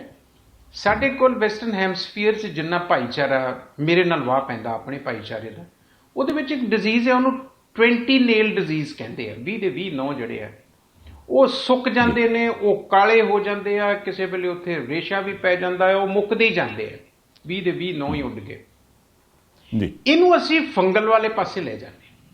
ਹਲਦੀ ਤੇ ਇਹਦੇ 'ਚ ਲੈਣੀ ਹੈ, ਪਰ ਨਾਲ ਦੀ ਨਾਲ ਹਲਦੀ, ਲਸਣ ਇਹ ਸਾੜ ਕੇ ਸਰੋਂ ਦੇ ਤੇਲ ਦੇ ਵਿੱਚ ਉਹਦੀ ਪੁਲਸਟ ਬਣਾ ਕੇ ਉਹ ਸਾਰੇ ਪਾਸੇ ਰਾਤ ਨੂੰ ਜਿੱਥੇ ਜਿੱਥੇ ਵੀ ਨਹੁੰ ਆ ਉੱਥੇ ਲਾਓ।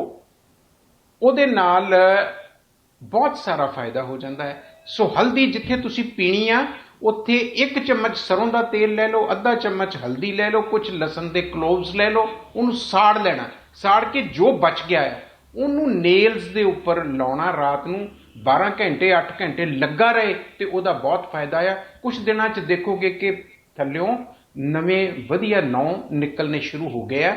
ਔਰ ਨਾਲ ਦੀ ਨਾਲ ਇਸ ਚੀਜ਼ ਦਾ ਖਿਆਲ ਕਰਨਾ ਹੈ ਕਿ ਪੀਜ਼ਾ, ਬੇਕਰੀ ਪ੍ਰੋਡਕਟਸ ਜਿੱਥੇ ਕਿਤੇ ਯੀਸਟ ਹੁੰਦਾ, ਖਮੀਰ ਹੁੰਦਾ, ਉਹਦੀ ਵਰਤੋਂ ਨਹੀਂ ਕਰਨੀ। ਗੁੜ, ਅਚਾਰ, ਚਟਨੀਆਂ, ਮੁਰੱਬੇ ਜਿਹੜੇ ਅਸੀਂ ਸਕਿਨ ਡਿਜ਼ੀਜ਼ਸ ਦੇ ਵਿੱਚ ਅਕਸਰ ਕਹਿੰਦੇ ਆ ਨਹੀਂ ਲੈਣੇ ਚਾਹੀਦੇ, ਉਹ ਸਾਰੀਆਂ ਚੀਜ਼ਾਂ ਬੰਦ ਹੋਣਗੀਆਂ, ਲੇਕਿਨ ਇਹਦੇ ਨਾਲ ਜ਼ਰੂਰ ਫਾਇਦਾ ਹੁੰਦਾ ਜੀ।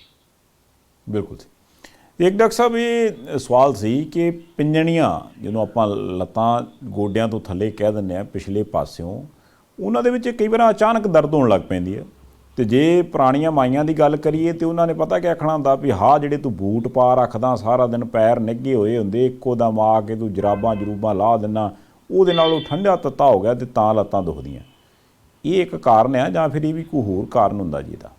ਨਹੀਂ, ਚਲੋ ਇਹ ਵੀ ਬਿਲੀਫ ਨੇ, ਇਹਦੇ ਨਾਲ ਵੀ ਹੋ ਜਾਂਦਾ ਹੈ, ਅਸੀਂ ਮੰਨ ਲੈਂਦੇ ਹਾਂ, ਨਕਾਰਦੇ ਨਹੀਂ। ਲੇਕਿਨ ਮੋਟੇ ਤੌਰ ਤੇ ਹੁੰਦਾ ਹੈ ਕਿ ਜਦੋਂ ਪਿੰਨੀਆਂ ਤੋਂ ਥੱਲੇ ਪੈਰ ਠੰਡੇ ਰਹਿੰਦੇ ਆ ਜਾਂ ਹੱਥ ਵੀ ਠੰਡੇ ਰਹਿੰਦੇ ਆ ਜਾਂ ਦਰਦ ਕਰਦੇ ਆ, ਮੋਸਟਲੀ ਬਲੱਡ ਪ੍ਰੈਸ਼ਰ ਲੋ ਵਾਲਿਆਂ ਦੀ ਪ੍ਰੋਬਲਮ ਹੁੰਦੀ ਹੈ। ਹੱਥ ਪੈਰ ਠੰਡੇ ਰਹਿਣੇ ਔਰ ਹੰਗਲਾਉਂਦਾ ਰਹਿਣਾ, ਬੰਦੇ ਨੂੰ ਨੀਂਦ ਜ਼ਿਆਦਾ ਆਉਣੀ। ਸੋ ਇਹ ਡਿਟਰਮਿਨ ਕਰ ਲੈਣਾ ਚਾਹੀਦਾ ਹੈ। ਡਾਕਟਰ ਤੁਹਾਡੇ ਕੋਲ ਜਾ ਕੇ ਤੁਹਾਡਾ ਬਲੱਡ ਪ੍ਰੈਸ਼ਰ ਦੇਖੇਗਾ। ਅਗਰ ਇਸ ਤਰ੍ਹਾਂ ਹੈ ਬਲੱਡ ਪ੍ਰੈਸ਼ਰ ਕਰਕੇ ਹੋਵੇ ਜਾਂ ਇਹਦੇ ਹੋਰ ਕਾਰਨ ਹੋਣ, ਤੁਸੀਂ ਕੀ ਕਰਨਾ ਉਹ ਜ਼ਿਆਦਾ ਹੈ, ਉਹ ਬਹੁਤਾ ਜ਼ਰੂਰੀ ਹੈ। ਹੁਣੇ ਅਸੀਂ ਤ੍ਰਿਕਟੂ ਦੀ ਗੱਲ ਕੀਤੀ ਹੈ, ਇਹਦੇ ਵਿੱਚ ਮਧੂ ਲੈਣਾ, 3 ਮਿੱਠੀਆਂ ਚੀਜ਼ਾਂ ਲੈਣੀਆਂ। ਕਿਸ ਪ੍ਰਪੋਰਸ਼ਨ 'ਚ? ਜਿਸ ਤਰ੍ਹਾਂ ਅਸੀਂ ਤ੍ਰਿਕਟੂ 'ਚ ਕਹਿੰਦੇ ਹਾਂ 30 ਗ੍ਰਾਮ ਤਿੰਨੇ ਚੀਜ਼ਾਂ ਲੈ ਲਓ, 90 ਗ੍ਰਾਮ ਮੁਨੱਕਾ ਲੈ ਲਓ, ਪ੍ਰਪੋਰਸ਼ਨ ਹੈ। ਸੋ ਕਿਸ ਤਰੀਕੇ ਦੇ ਨਾਲ ਇਹ ਮਸਾਲੇ, ਕਿਸ ਤਰੀਕੇ ਦੇ ਨਾਲ ਤੁਹਾਡੀ ਲੂਣਦਾਨੀ ਦਵਾਈ ਦੇ ਰਹੀ ਹੈ, ਪਾਰਟੀਕਲ ਪ੍ਰਪੋਰਸ਼ਨ 'ਚ ਜਦੋਂ ਕੋਈ ਚੀਜ਼ ਅਸੀਂ ਲਵਾਂਗੇ, ਜਿਨ੍ਹਾਂ ਨੂੰ ਅਸੀਂ ਸਪਾਈਸਿਸ ਕਹਿਤਾ, ਜਿਨ੍ਹਾਂ ਨੂੰ ਅਸੀਂ ਫੂਡ ਆਈਟਮਸ ਕਹਿਤਾ, ਜਿਨ੍ਹਾਂ ਨੂੰ ਡਰਾਈ ਫਰੂਟਸ ਕਹਿਤਾ, ਤਾਂ ਦਵਾਈ ਬਣ ਜਾਂਦੀ ਹੈ। 1 ਅੰਜੀਰ, 2 ਛੁਹਾਰੇ, 5 ਮੁਨੱਕੇ ਦੁੱਧ 'ਚ ਉਬਾਲ ਕੇ ਸਵੇਰੇ ਸ਼ਾਮ ਲਓ। ਜਿਨ੍ਹਾਂ ਦੇ ਹੱਥ ਪੈਰ ਠੰਡੇ ਰਹਿੰਦੇ ਆ, ਪਿੰਨੀਆਂ ਦੁਖਦੀਆਂ ਰਹਿੰਦੀਆਂ, ਰਾਤ ਨੂੰ ਚੁੰਨੀ ਬੰਨ੍ਹਦੇ, ਪੱਗ ਬੰਨ੍ਹਦੇ, ਘੁੱਟ ਕੇ ਨੀਂਦ ਨਹੀਂ ਆਉਂਦੀ, ਲੱਤਾਂ ਠਾਠਾ ਮਾਰਦੇ ਆ, ਉਹਨਾਂ ਨੂੰ 3 ਦਿਨਾਂ ਦੇ ਵਿੱਚ ਹੀ ਆਰਾਮ ਹੋ ਜਾਊਗਾ। ਸੋ ਇਹ ਮਧੂ ਦਾ ਪਹਿਲਾਂ ਵੀ ਅਸੀਂ ਜ਼ਿਕਰ ਕੀਤਾ ਹੋਇਆ, ਅੱਜ ਫੇਰ ਕਰ ਦਿੰਦੇ ਹਾਂ ਕਿ ਉਹ ਇਹਨਾਂ ਚੀਜ਼ਾਂ ਦੇ, ਇਹ ਗਰਮ ਜਿਹੜਾ ਤ੍ਰਿਕਟੂ ਆ, ਉਹ 3 ਚੀਜ਼ਾਂ ਖੁਸ਼ਕ ਨੇ, ਉਹਦੀ ਖੁਸ਼ਕੀ ਮਾਰਨ ਵਾਸਤੇ ਅਸੀਂ ਮੁਨੱਕਾ ਪਾ ਕੇ ਇਹ ਤਿੰਨੇ ਚੀਜ਼ਾਂ ਗਰਮ ਤਰ ਨੇ। ਇਹ ਅਜੇ ਪੱਛਮ ਨੂੰ ਸਮਝ ਨਹੀਂ ਲੱਗੀ ਇਹ ਗਰਮ ਤੇ ਠੰਡਾ ਕੀ ਹੁੰਦਾ, ਉਹ ਹੱਥ ਲਾ ਕੇ ਵੇਖਦੇ ਆ ਵੀ ਗਰਮ ਤੇ ਨਹੀਂ ਗਾ, ਐਵੇਂ ਕਹਿੰਦੇ ਗਰਮ ਹੈ। ਸੋ ਇਦਾਂ ਨਹੀਂ ਹੈ, ਇਹ ਤਸੀਰ ਦੀ ਗੱਲ ਹੈ। ਜਦੋਂ ਅਸੀਂ ਕਹਿੰਦੇ ਰਸ, ਗੁਣ, ਵੀਰਿਆ, ਵਿਪਾਕ, ਫੂਡ ਦੀਆਂ 3-4 ਚੀਜ਼ਾਂ ਹੁੰਦੀਆਂ। 4 ਖੁਸ਼ਬੂ ਕੀ ਕਹਿੰਦੀ ਹੈ, ਉਹਦਾ ਰੰਗ ਕੀ ਕਹਿੰਦਾ, ਉਹਦਾ ਸਵਾਦ ਕੀ ਕਹਿੰਦਾ, ਉਹਦੇ ਨਿਊਟ੍ਰੀਐਂਟਸ ਕੀ ਕਹਿੰਦੇ ਆ, ਇਹ ਸਾਰੀਆਂ ਚੀਜ਼ਾਂ ਮਿਲ ਕੇ ਸਾਡੀ ਬਾਡੀ ਦੇ ਉੱਤੇ ਪ੍ਰਭਾਵ ਪਾਉਂਦੀਆਂ। ਸੋ ਇਸ ਕਰਕੇ 1 ਅੰਜੀਰ, 2 ਛੁਹਾਰੇ ਤੇ 5 ਮੁਨੱਕੇ ਦੁੱਧ ਦੇ ਵਿੱਚ ਉਬਾਲ ਕੇ ਸਾਨੂੰ ਸਵੇਰੇ ਸ਼ਾਮ ਲੈਣੇ ਚਾਹੀਦੇ ਆ। ਇਹ ਲੱਤਾਂ ਲੁੱਤਾਂ ਦੁਖਣ ਦੀ ਪ੍ਰੋਬਲਮ 2-3 ਦਿਨ ਦੇ ਵਿੱਚ ਚਲੀ ਜਾਂਦੀ ਹੈ। ਡਾਕਟਰ ਸਾਹਿਬ, ਅਗਲੀ ਗੱਲ ਮੈਂ ਪੁੱਛਣ ਲੱਗਾ ਤੁਹਾਨੂੰ ਕਿ ਇੱਕ ਮੁਸ਼ਕਲ ਜਿਹੜੀ ਅਕਸਰ ਆਉਂਦੀ ਆ, ਉਹ ਆਉਂਦੀ ਆ ਕਿ ਵੀ ਕਈਆਂ ਦਾ ਇਹ ਕੰਪਲੇਂਟ ਹੁੰਦੀ ਹੈ ਕਿ ਜੀ ਸਾਡੇ ਨਾ ਜੀ ਹੱਥਾਂ ਦੇ ਵਿੱਚ ਤੇ ਪੈਰਾਂ 'ਚ ਪਸੀਨਾ ਆਉਂਦਾ। ਹੁਣ ਹੱਥਾਂ ਪੈਰਾਂ ਦਾ ਪਸੀਨਾ ਆਉਣ ਦਾ ਕਾਰਨ ਕੋਈ ਬਿਮਾਰੀ ਹੈ ਜਾਂ ਫਿਰ ਕੁਦਰਤੀ ਪਸੀਨਾ ਆਉਣਾ ਤੇ ਚੰਗਾ ਹੁੰਦਾ? ਨਹੀਂ, ਇਹ ਬਾਡੀਜ਼ ਹੁੰਦੀਆਂ। ਕਈਆਂ ਨੂੰ ਸਿਰ 'ਚ ਪਸੀਨਾ ਬੜਾ ਆਉਂਦਾ, ਕੰਨਾਂ ਦੇ ਪਿੱਛੇ ਭਿੱਜ ਜਾਂਦੇ ਆ, ਕਈਆਂ ਨੂੰ ਕੱਛਾਂ 'ਚ ਆਉਂਦਾ, ਕਈਆਂ ਨੂੰ ਹੱਥਾਂ 'ਚ ਆਉਂਦਾ, ਕਈਆਂ ਨੂੰ ਪੈਰਾਂ 'ਚ ਆਉਂਦਾ। ਸੋ ਇਹਦੇ ਲਈ ਵਹਿਮ ਨਹੀਂ ਪਾਲਣਾ ਚਾਹੀਦਾ। ਇਹ ਪਸੀਨਾ ਤਾਂ ਕੁਦਰਤ ਦੀ ਦੇਣ ਹੈ, ਜਿੰਨਾ ਪਸੀਨਾ ਆਏ ਚੰਗਾ। ਹਾਂ, ਕਈਆਂ ਨੂੰ ਲੋੜ ਤੋਂ ਵੱਧ ਆਉਂਦਾ, ਉਹ ਬਾਡੀ ਦਾ ਕਲਚਰ ਹੈ। ਸੋ ਉਹ ਬਿਮਾਰੀ ਨਹੀਂ ਕਹਿ ਸਕਦੇ, ਉਹਨੂੰ ਆਪਾਂ ਬਿਮਾਰੀ ਨਹੀਂ ਕਹਿ ਸਕਦੇ। ਤੇ ਇੱਕ ਡਾਕਟਰ ਸਾਹਿਬ, ਜਿਹੜੀ ਚੀਜ਼ ਮੈਂ ਪੁੱਛਣੀ ਸੀ ਤੁਹਾਡੇ ਕੋਲੋਂ ਇਹ ਆ ਕਿ ਆਮ ਤੌਰ ਤੇ ਕਿਹਾ ਜਾਂਦਾ ਕਿ ਜਿਹੜੀ ਵੈਜੀਟੇਰੀਅਨ ਖੁਰਾਕ ਹੈ, ਉਸ ਖੁਰਾਕ ਦੇ ਨਾਲ ਬਹੁਤ ਸਾਰੇ ਨਿਊਟਰੀਐਂਟਸ ਜਾਂ ਵਿਟਾਮਿਨਸ ਜਿਹੜੇ ਨੇ ਉਹ ਨਹੀਂ ਮਿਲਦੇ, ਇਸ ਕਰਕੇ ਸਾਨੂੰ ਨੌਨ ਵੈਜ ਖਾਣਾ ਚਾਹੀਦਾ। ਇਹ ਬੜੀ ਵਾਰ ਡਿਬੇਟ ਦਾ ਵਿਸ਼ਾ ਬਣਦੀ ਹੈ ਇਹ ਚੀਜ਼ ਕਿ ਸਾਨੂੰ ਨੌਨ ਵੈਜ ਖਾਣਾ ਚਾਹੀਦਾ ਕਿ ਨਹੀਂ ਖਾਣਾ ਚਾਹੀਦਾ। ਕਈ ਵਾਰ ਡਾਕਟਰ ਸਾਹਿਬ ਕੋਲ ਜਾਓ ਤੇ ਡਾਕਟਰ ਸਾਹਿਬ ਕਹਿੰਦੇ ਜੀ ਫਲਾਨੀ ਚੀਜ਼ ਤੁਹਾਡੀ ਘੱਟ ਆ, ਤੁਸੀਂ ਆਹ ਚੀਜ਼ ਨਹੀਂ ਖਾਂਦੇ ਨਾ ਜੀ, ਇਸ ਕਰਕੇ ਉਹ ਕਈ ਵਾਰ ਤੁਸੀਂ ਇੱਦਾਂ ਕਰੋ, ਫਲਾਨੇ ਸਟੋਰ 'ਤੇ ਜਾ ਕੇ ਫਲਾਨੀ ਡੱਬੀ ਲੈ ਲਓ ਅਤੇ ਉਸ ਡੱਬੀ ਦੇ ਵਿੱਚੋਂ ਫਲਾਨਾ ਵਿਟਾਮਿਨ ਲੈ ਲਿਓ। ਇਹ ਕੌਨਸੈਪਟ ਥੋੜ੍ਹਾ ਜਿਹਾ ਕਲੀਅਰ ਕਰੀਏ, 10 ਮਿੰਟ ਆਪਣੇ ਕੋਲ ਹੈਗੇ ਆ। ਕਈ ਵਾਰੀ ਕਿਤੇ ਖਾਣਾ ਖੁਣਾ ਕਿਸੇ ਨੇ ਕੀਤਾ ਹੋਵੇ ਜਾਂ ਕਰਨਾ ਹੋਵੇ, ਪੁੱਛਦੇ ਆ ਵੀ ਤੁਸੀਂ ਵੈਜੀਟੇਰੀਅਨ ਹੋ ਕਿ ਨਾਨ ਵੈਜ ਹੋ। ਜੀ ਤੇ ਬਹੁਤ ਵਾਰੀ ਸਿਆਣੇ ਲੋਕ ਕਹਿੰਦੇ ਹੁੰਦੇ ਆ ਵੀ ਅਸੀਂ ਤਾਂ ਮੌਕਾਟੇਰੀਅਨ ਹੈ, ਜਿਹੋ ਜਿਹਾ ਵੀ ਹੋਏਗਾ ਉਹ ਜਿਹਾ ਖਾ ਲਾਂਗੇ। ਜੀ ਸੋ ਇਹ ਭੋਜਨ ਦੀ ਸ਼ਕਲ ਸੂਰਤ ਮੁੱਢ ਕਦੀਮ ਤੋਂ ਚੱਲੀ ਆ ਰਹੀ ਹੈ, ਵੱਖ-ਵੱਖ ਖਿੱਤਿਆਂ ਦੇ ਨਾਲ, ਵੱਖ-ਵੱਖ ਰੀਜਨ ਦੇ ਨਾਲ। ਬਹੁਤ ਡਾਊਨ ਦਾ ਏਜਿਸ ਚਲੇ ਜਾਈਏ ਤੇ ਕਈ ਵਾਰੀ ਮਜਬੂਰੀਆਂ ਹੁੰਦੀਆਂ ਸੀ ਕਿ ਸਾਨੂੰ ਬਿਨਾਂ ਮਾਸ ਤੋਂ ਕੁਝ ਲੱਭਦਾ ਹੀ ਨਹੀਂਗਾ। ਅੱਜ ਤੱਕ ਤੇ ਚਲੋ ਟੇਸਟ ਬਸ ਹੋ ਗਿਆ, ਦੁਨੀਆ ਬਹੁਤ ਜ਼ਿਆਦਾ ਖਾਣ ਲੱਗੀ। ਸਾਡੇ ਤੇ ਪੰਜਾਬੀ ਸਮਾਜ ਦੀ ਵੀ ਮੈਂ ਗੱਲ ਕਰਾਂ, ਮੈਨੂੰ ਅਜੇ ਤੱਕ ਯਾਦ ਹੈ ਅਸੀਂ ਛੋਟੇ ਛੋਟੇ ਹੁੰਦੇ ਸਾਂ ਤੇ 14 ਰੁਪਏ ਕਿਲੋ ਬੱਕਰੇ ਦਾ ਮਾਸ ਮਿਲਦਾ ਸੀਗਾ, ਤੇ ਹੁਣ ਅੱਜ 500 ਰੁਪਏ ਕਿਲੋ ਆ, ਕਿਉਂਕਿ ਦੁਨੀਆ ਖਾਣ ਬਹੁਤ ਲੱਗ ਗਈ ਹੈ। ਸੋ ਇਹ ਚੀਜ਼ਾਂ ਆਪਣਾ ਬਲੀਵ ਹੈ ਤੁਹਾਡਾ ਕਿ ਤੁਸੀਂ, ਬਹੁਤ ਸਾਰੇ ਲੋਕ ਦੇ ਆ ਕਿ ਠੀਕ ਹੈ ਜੀ ਜੀਵ ਹੱਤਿਆ ਨਹੀਂ ਕਰਨੀ ਚਾਹੀਦੀ, ਸਾਨੂੰ ਵੈਜੀਟੇਰੀਅਨ ਲੈਣਾ ਚਾਹੀਦਾ। ਯੈਸ, ਹਰ ਖੁਰਾਕ, ਹਰ ਨਿਊਟ੍ਰੀਐਂਟਸ ਸਾਨੂੰ ਵੈਜੀਟੇਰੀਅਨ ਫੂਡ ਦੇ ਵਿੱਚ ਅਵੇਲੇਬਲ ਹੈ, ਇਹਦੇ ਤੋਂ ਬਿਲਕੁਲ ਨਹੀਂ ਅਸੀਂ ਮੁਨਕਰ ਹੋ ਸਕਦੇ। ਤੁਸੀਂ ਜੋ ਦੁਨੀਆ ਦੀ ਖੁਰਾਕ ਹੈ ਸਾਡੇ ਕੋਲ ਵੈਜੀਟੇਰੀਅਨ ਫੂਡ ਦੇ ਵਿੱਚ ਹੈਗੀ ਆ।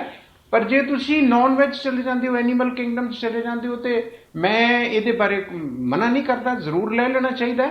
ਪਰ ਇਹ ਕਹਿਣਾ ਕਿ ਵੈਜੀਟੇਰੀਅਨ ਫੂਡ ਦੇ ਵਿੱਚ ਬਹੁਤ ਸਾਰੀਆਂ ਚੀਜ਼ਾਂ ਨਹੀਂ ਹੈਗੀਆਂ, ਇਹ ਇੱਕ ਮਿਸ ਇਨਫੋਰਮੇਸ਼ਨ ਹੈ, ਮਿਸ ਬਲੀਫ ਹੈ। ਸਾਨੂੰ ਹਰ ਚੀਜ਼ ਵੈਜੀਟੇਰੀਅਨ ਫੂਡ ਦੇ ਵਿੱਚ ਅਵੇਲੇਬਲ ਹੈਗੀ ਆ। ਬਲਕਿ ਮੈਂ ਤੇ ਇਹ ਕਹਾਂਗਾ ਕਿ ਤੁਸੀਂ ਅਗਰ ਵੈਜੀਟੇਰੀਅਨ ਫੂਡ ਲੈਂਦੇ ਹੋ, ਮੈਂ ਤੁਹਾਨੂੰ ਇੱਥੇ ਗੱਲ ਸੁਣਾ, ਪੁਰਾਣੇ ਸਮਿਆਂ ਦੇ ਵਿੱਚ ਜੀ ਲੋਕ ਕਹਿੰਦੇ ਹੁੰਦੇ ਸੀ ਗਾਂ ਦਾ ਦੁੱਧ ਪੀਣਾ, ਮੱਝ ਦਾ ਨਹੀਂ ਪੀਣਾ। ਹਾਂਜੀ।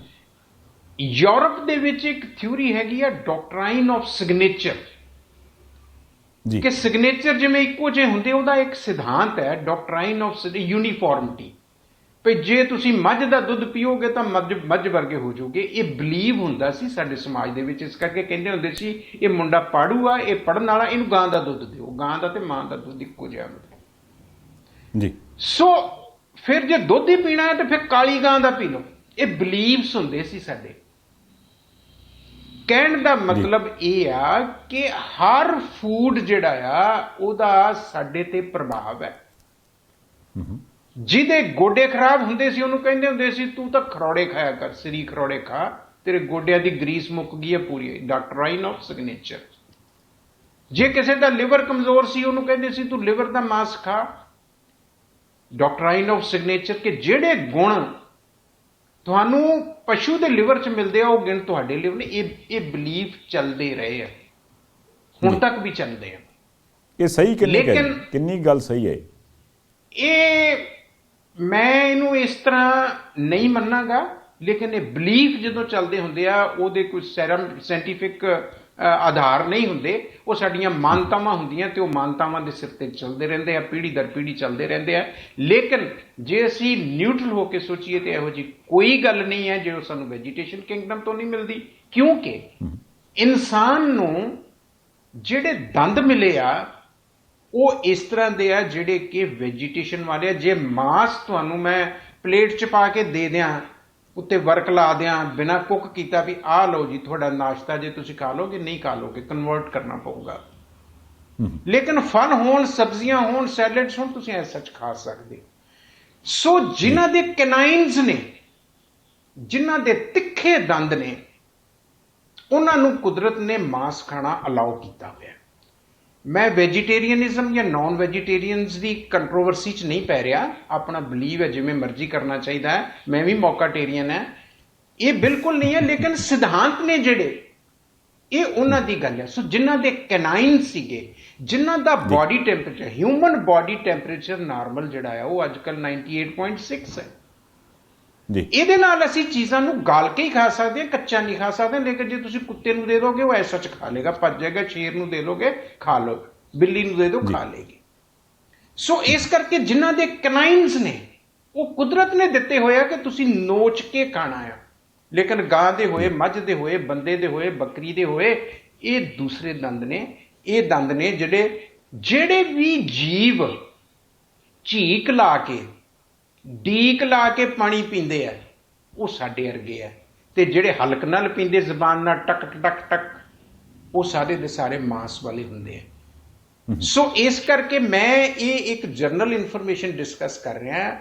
ਆਈ am not in favour of vegetarian against non vegetarianism, ਲੇਕਿਨ ਜਿੱਥੇ ਜੋ ਮਿਲਦਾ ਉਹ ਲੈ ਲੈਣਾ ਚਾਹੀਦਾ ਹੈ, ਕੋਈ ਹਰਜ਼ ਨਹੀਂ ਹੈ। ਪਰ ਇਹ ਕਹੀਏ ਕਿ ਆਹ ਚੀਜ਼ ਇੱਥੇ ਹੈਗੀ ਆ ਤੇ ਇੱਥੇ ਹੈ ਹੀ ਨਹੀਂ, ਇਹ ਗੱਲ ਮੰਨਣ ਦੇ ਕਾਬਲ ਨਹੀਂ ਹੈ। ਵੈਜੀਟੇਸ਼ਨ ਕਿੰਗਡਮ ਦੇ ਵਿੱਚ ਦੁਨੀਆ ਦੀ ਹਰ ਚੀਜ਼ ਅਵੇਲੇਬਲ ਹੈ, ਕੋਈ ਚੀਜ਼ ਨਹੀਂ ਹੈ ਇਹੋ ਜਿਹੀ ਜਿਹੜੀ ਨਾ ਹੋ, ਚਾਹੇ ਉਹ ਮੈਡੀਸਨ ਲੈ ਲਓ। ਸੋ ਇਸ ਕਰਕੇ ਹੀ ਅਸੀਂ ਪੰਜਾਬ ਕਿਸ ਕਰਕੇ ਜਾਣਿਆ ਜਾਂਦਾ ਸੀ, 7200 ਜੜੀ ਬੂਟੀਆਂ ਦਾ ਦੇਸ਼।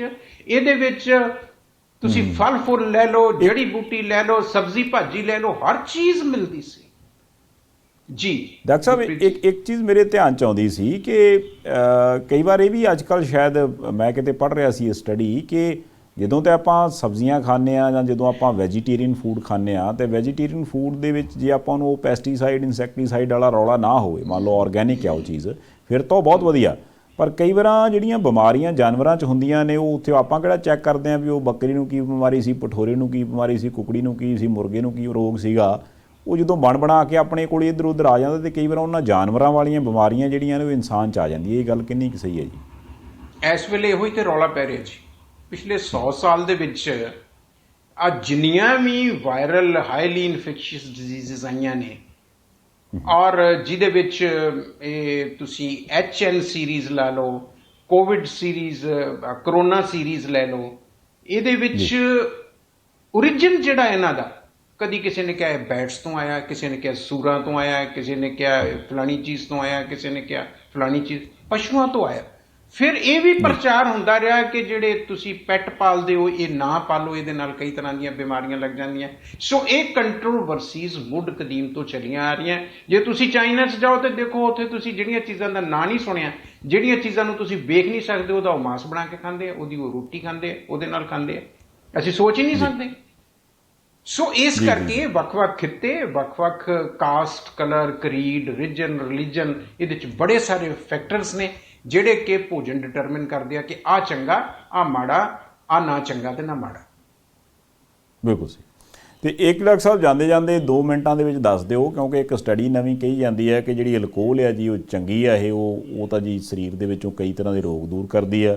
ਤੇ ਤੁਸੀਂ ਅੱਗੇ ਵੀ ਦੱਸ ਚੁੱਕੇ ਹੋ ਵੀ ਇਹ ਕੋਈ ਬਹੁਤੀ ਵਧੀਆ ਚੀਜ਼ ਨਹੀਂ। ਮੈਂ ਕਿਹਾ ਜਾਂਦੇ ਜਾਂਦੇ ਇੱਕ ਵਾਰ ਫਿਰ ਦੱਸ ਦਿਓ ਅੱਜ। ਹਰ ਚੀਜ਼ ਦੀਆਂ ਸੀਮਾਵਾਂ ਨੇ, ਹਰ ਚੀਜ਼ ਦੀ ਹੱਦ ਹੈ ਜੀ। ਜੇ ਅਸੀਂ ਸੀਮਾਵਾਂ 'ਚ ਰਹਿ ਕੇ, ਹੱਦ 'ਚ ਲੈ ਕੇ, ਸਪੈਸੀਫਿਕ ਮਿਕਦਾਰ 'ਚ ਲੈ ਕੇ ਕੁਝ ਵੀ ਲੈਂਦੇ ਹਾਂ ਤੇ ਉਹ ਤੁਹਾਡਾ ਭੋਜਨ ਹੋ ਜਾਂਦਾ ਹੈ। ਜਦੋਂ ਅਸੀਂ ਉਹਨੂੰ ਕ੍ਰਾਸ ਕਰ ਦਿੰਦੇ ਹਾਂ ਉਹ ਜ਼ਹਿਰ ਹੋ ਜਾਂਦਾ ਜੀ। ਸੋ ਜ਼ਹਿਰ ਦਾ ਮਤਲਬ ਮੰਦ ਪ੍ਰਭਾਵ ਹੁੰਦੇ ਆ ਤੇ ਅੰਮ੍ਰਿਤ ਦਾ ਮਤਲਬ ਹੁੰਦਾ ਚੰਗੇ ਪ੍ਰਭਾਵ ਹੁੰਦੇ ਆ। ਦੁਨੀਆ ਦੇ ਉੱਤੇ ਕੋਈ ਵੀ ਵਸਤੂ ਤੁਸੀਂ ਲਓਗੇ ਉਹਨੂੰ ਸੀਮਾ 'ਚ ਲਓ। ਇਹ ਵੀ ਪਾਰਟ ਆਫ ਫੂਡ ਹੈ। ਤੁਸੀਂ ਹਰਬਲ ਪ੍ਰੋਡਕਟ ਹੈ, ਅੰਗੂਰਾਂ ਤੋਂ ਬਣਦੀ ਹੈ, ਉਹਦੇ ਤੋਂ ਬਣਦੀ ਹੈ। ਦੁਨੀਆ ਭਰ ਦੇ ਹਰ ਖਿੱਤੇ ਦੇ ਵਿੱਚ, ਸਾਡੇ ਖਿੱਤੇ 'ਚ ਗੁੜ ਤੋਂ ਬਣਦੀ ਸੀ, ਜੌਆਂ ਤੋਂ ਬਣਦੀ ਸੀ। ਤੁਸੀਂ ਗੋਆ 'ਚ ਚਲੇ ਜਾਓ ਉੱਥੇ ਖਜੂਰਾਂ ਤੋਂ ਬਣਦੀ ਹੈ। ਕਿਸੇ ਹੋਰ ਥਾਂ ਤੇ ਚਲੇ ਜਾਓ ਤੁਸੀਂ, ਉਹ ਕਿਸੇ ਹੋਰ ਚੀਜ਼ ਤੋਂ। ਉਹ ਇਹ ਦੁਨੀਆ ਭਰ ਦੇ ਵਿੱਚ ਇਹ ਜਿਹੜਾ ਪ੍ਰੋਡਕਟ ਦੀ ਤੁਸੀਂ ਗੱਲ ਕੀਤੀ ਹੈ ਇਹ ਮੁੱਢ ਕਦੀਮ ਤੋਂ ਬਣੀ ਆਈ ਹੈ। ਹਰ ਖੁਸ਼ੀ ਤੇ ਗਮੀ ਵਿੱਚ ਇਹਦਾ ਸੇਵਨ ਹੁੰਦਾ ਰਿਹਾ ਆ। ਕਹਿੰਦੇ ਆ ਵੀ ਖੁਸ਼ੀ ਨੂੰ ਦੂਣਿਆ ਕਰ ਦਿੰਦੀ ਹੈ ਤੇ ਗਮ ਨੂੰ ਅੱਧਿਆਂ ਕਰ ਦਿੰਦੀ ਹੈ। ਸੋ ਇਸ ਕਰਕੇ ਸੀਮਾ 'ਚ ਰਹਿ ਕੇ, ਨਿਯਮਤ ਤੌਰ ਤੇ ਸੰਯਮ 'ਚ ਰਹਿ ਕੇ ਤੁਸੀਂ ਕਿਸੇ ਚੀਜ਼ ਦਾ ਸੇਵਨ ਕਰਦੇ ਹੋ ਉਹ ਤਾਂ ਠੀਕ ਹੈ, ਤੁਹਾਡਾ ਭੋਜਨ ਹੈ। ਤੇ ਜੇ ਤੁਸੀਂ ਸੀਮਾ 'ਚ ਨਹੀਂ ਰਹਿੰਦੇ ਤੇ ਫਿਰ ਉਹ ਤੁਹਾਡੇ ਲਈ ਪੋਇਜ਼ਨ ਹੈ। ਆ ਜਿਹੜੀ ਤੁਸੀਂ ਖਿੜਕੀ ਥੋੜ੍ਹੀ ਜਿਹੀ ਖੁੱਲ੍ਹੀ ਰਹਿਣ ਦਿੱਤੀ ਨਾ ਡਾਕਟਰ ਸਾਹਿਬ ਕਿ ਸੀਮਾ ਨਾਂ ਦੀ ਕੁੰਡੀ ਜਿਹੜੀ ਆ ਉਹ ਨਹੀਂ ਲਾਉਣੀ, ਉੱਥੇ ਤੇ ਸਾਰਾ ਪੁਆੜਾ ਬੰਦਾ ਥੋੜ੍ਹੇ ਜਿਹੇ ਤੋਂ ਸ਼ੁਰੂ ਹੁੰਦਾ, ਮਿਣਤੀਆਂ ਗਿਣਤੀਆਂ ਦੇ ਵਿੱਚ ਪੈਂਦਾ ਬਾਅਦ ਦੇ ਵਿੱਚ ਉਹਨੂੰ ਪਤਾ ਨਹੀਂ ਲੱਗਦਾ। ਜਦੋਂ ਕਿ ਇਹਦੇ ਡਾਕਟਰ ਸਾਹਿਬ ਕੋਲ ਜਾਂਦਾ ਤੇ ਕਹਿੰਦਾ ਵੀ ਨਾ ਡਾਕਟਰ ਸਾਹਿਬ ਮੈਂ ਹੁਣ ਇੱਕ ਪੈਗ ਤੇ ਆ ਨਹੀਂ ਸਕਦਾ ਕਿਉਂਕਿ ਬੋਤਲ ਪੂਰੀ ਇੱਕ ਪੈਗ 'ਚ ਪੈਂਦੀ ਨਹੀਂ। ਇਹਦਾ ਮਤਲਬ ਤੁਸੀਂ ਆੜੀ ਖਿੜਕੀ ਖੁੱਲ੍ਹੀ ਛੱਡੀ, ਇਹ ਗੱਲ ਮਾੜੀ ਕੀਤੀ। ਇਹ ਇਦਾਂ ਜੀ ਕਿ ਇਹ ਚੀਜ਼ ਇਹੋ ਜੀ, ਵਸਤ ਇਹੋ ਜੀ ਹੈ ਵੀ ਇਹ ਨਾ ਇੱਕ ਪੈਗ ਕੱਲਾ ਨਹੀਂ ਰਹਿੰਦਾ ਕਦੇ ਵੀ। ਕੱਲੇ ਦੇ ਨਾਲ ਸ਼ੁਰੂਆਤ ਹੁੰਦੀ ਹੈ ਜੀ। ਇਹ ਕੱਲਾ ਨਹੀਂ ਰਹਿੰਦਾ। ਥੋੜੀ ਦੇਰ ਬਾਅਦ ਇਹ ਕਹਿੰਦਾ ਕਿ ਮੇਰਾ ਸਾਥ ਇੱਕ ਹੋਰ ਹੋਣਾ ਚਾਹੀਦਾ। ਫਿਰ ਉਹ 2 ਹੋ ਜਾਂਦੇ ਆ। ਉਹ 2 ਵੱਖੋ ਵੱਖ ਐਂਟਰੀ ਆ। ਹੁਣ ਉਹ 2 ਜਿਹੜੇ ਆ ਉਹਦੇ 'ਚ ਇੱਕ ਕਹਿੰਦਾ ਮੇਰਾ ਸਾਥ, ਦੂਜਾ ਕਹਿੰਦਾ ਮੇਰਾ ਵੀ ਸਾਥ ਹੈ। ਫਿਰ ਦੋਵਾਂ ਦੇ 4 ਹੋ ਜਾਂਦੇ। ਚੌਹਾਂ ਦੇ 8 ਹੋ ਜਾਂਦੀ ਹੈ, ਫਿਰ ਅਧੀਆ ਹੋ ਜਾਂਦਾ, ਪੌਣਾ ਹੋ ਜਾਂਦਾ, ਬੋਤਲ ਹੋ ਜਾਂਦੀ ਹੈ।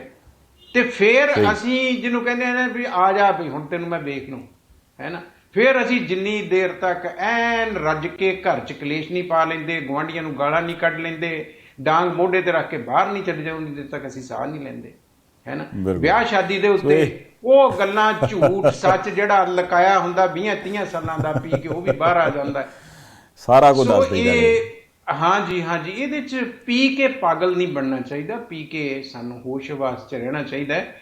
ਤੇ ਮੈਂ ਨਿੱਜੀ ਤੌਰ ਤੇ ਇਹਦੇ ਹੱਕ 'ਚ ਨਹੀਂ ਹੈ। ਬਿਲਕੁਲ ਡਾਕਟਰ ਸਾਹਿਬ, ਤੁਸੀਂ ਸਮਾਂ ਕੱਢਿਆ ਜੀ, ਤੁਹਾਡਾ ਬੜਾ ਧੰਨਵਾਦ। ਸ਼ੁਕਰੀਆ। ਸੋ ਇਹ ਸਨ ਜੀ ਡਾਕਟਰ ਹਰੀਦਮਨ ਸਿੰਘ ਮਾਲ ਹੋਰੀ, ਤੇ ਅੱਜ ਕਾਫੀ ਗੱਲਾਂ ਡਿਟੇਲ ਦੇ ਵਿੱਚ ਜਿਹੜੀਆਂ ਵੱਖਰੀਆਂ ਵੱਖਰੀਆਂ ਬਿਮਾਰੀਆਂ ਉਹਦੇ ਬਾਰੇ ਵੀ ਸੁਣ ਲਈਆਂ, ਖਾਸ ਕਰਕੇ ਖਾਣੇ ਨੂੰ ਰਿਲੇਟਡ ਬਹੁਤ ਸਾਰੇ ਤੁਹਾਡੇ ਮਨ 'ਚ ਵਹਿਮ ਸੀਗੇ, ਉਹ ਵੀ ਅੱਜ ਮੈਂ ਦੂਰ ਕਰਨ ਦੀ ਕੋਸ਼ਿਸ਼ ਕੀਤੀ ਹੈ। ਅਗਲੇ ਪ੍ਰੋਗਰਾਮ 'ਚ ਫਿਰ ਆਪਾਂ ਗੱਲਾਂ ਬਾਤਾਂ ਕਰਾਂਗੇ ਖਾਣੇ ਨਾਲ ਰਿਲੇਟਡ ਤੇ ਹੋਰ ਬਿਮਾਰੀਆਂ ਨਾਲ ਰਿਲੇਟਡ। ਹੁਣ ਤੱਕ ਦਿਓ ਇਸ ਪ੍ਰੋਗਰਾਮ ਨੂੰ ਖਤਮ ਕਰਨ ਦੀ ਇਜਾਜ਼ਤ। ਦੇਖਦੇ ਰਹਿਣਾ ਪ੍ਰਾਈਮ ਏਸ਼ੀਆ TV, ਤੁਹਾਡਾ ਆਪਣਾ, ਤੁਹਾਡੇ ਲਈ।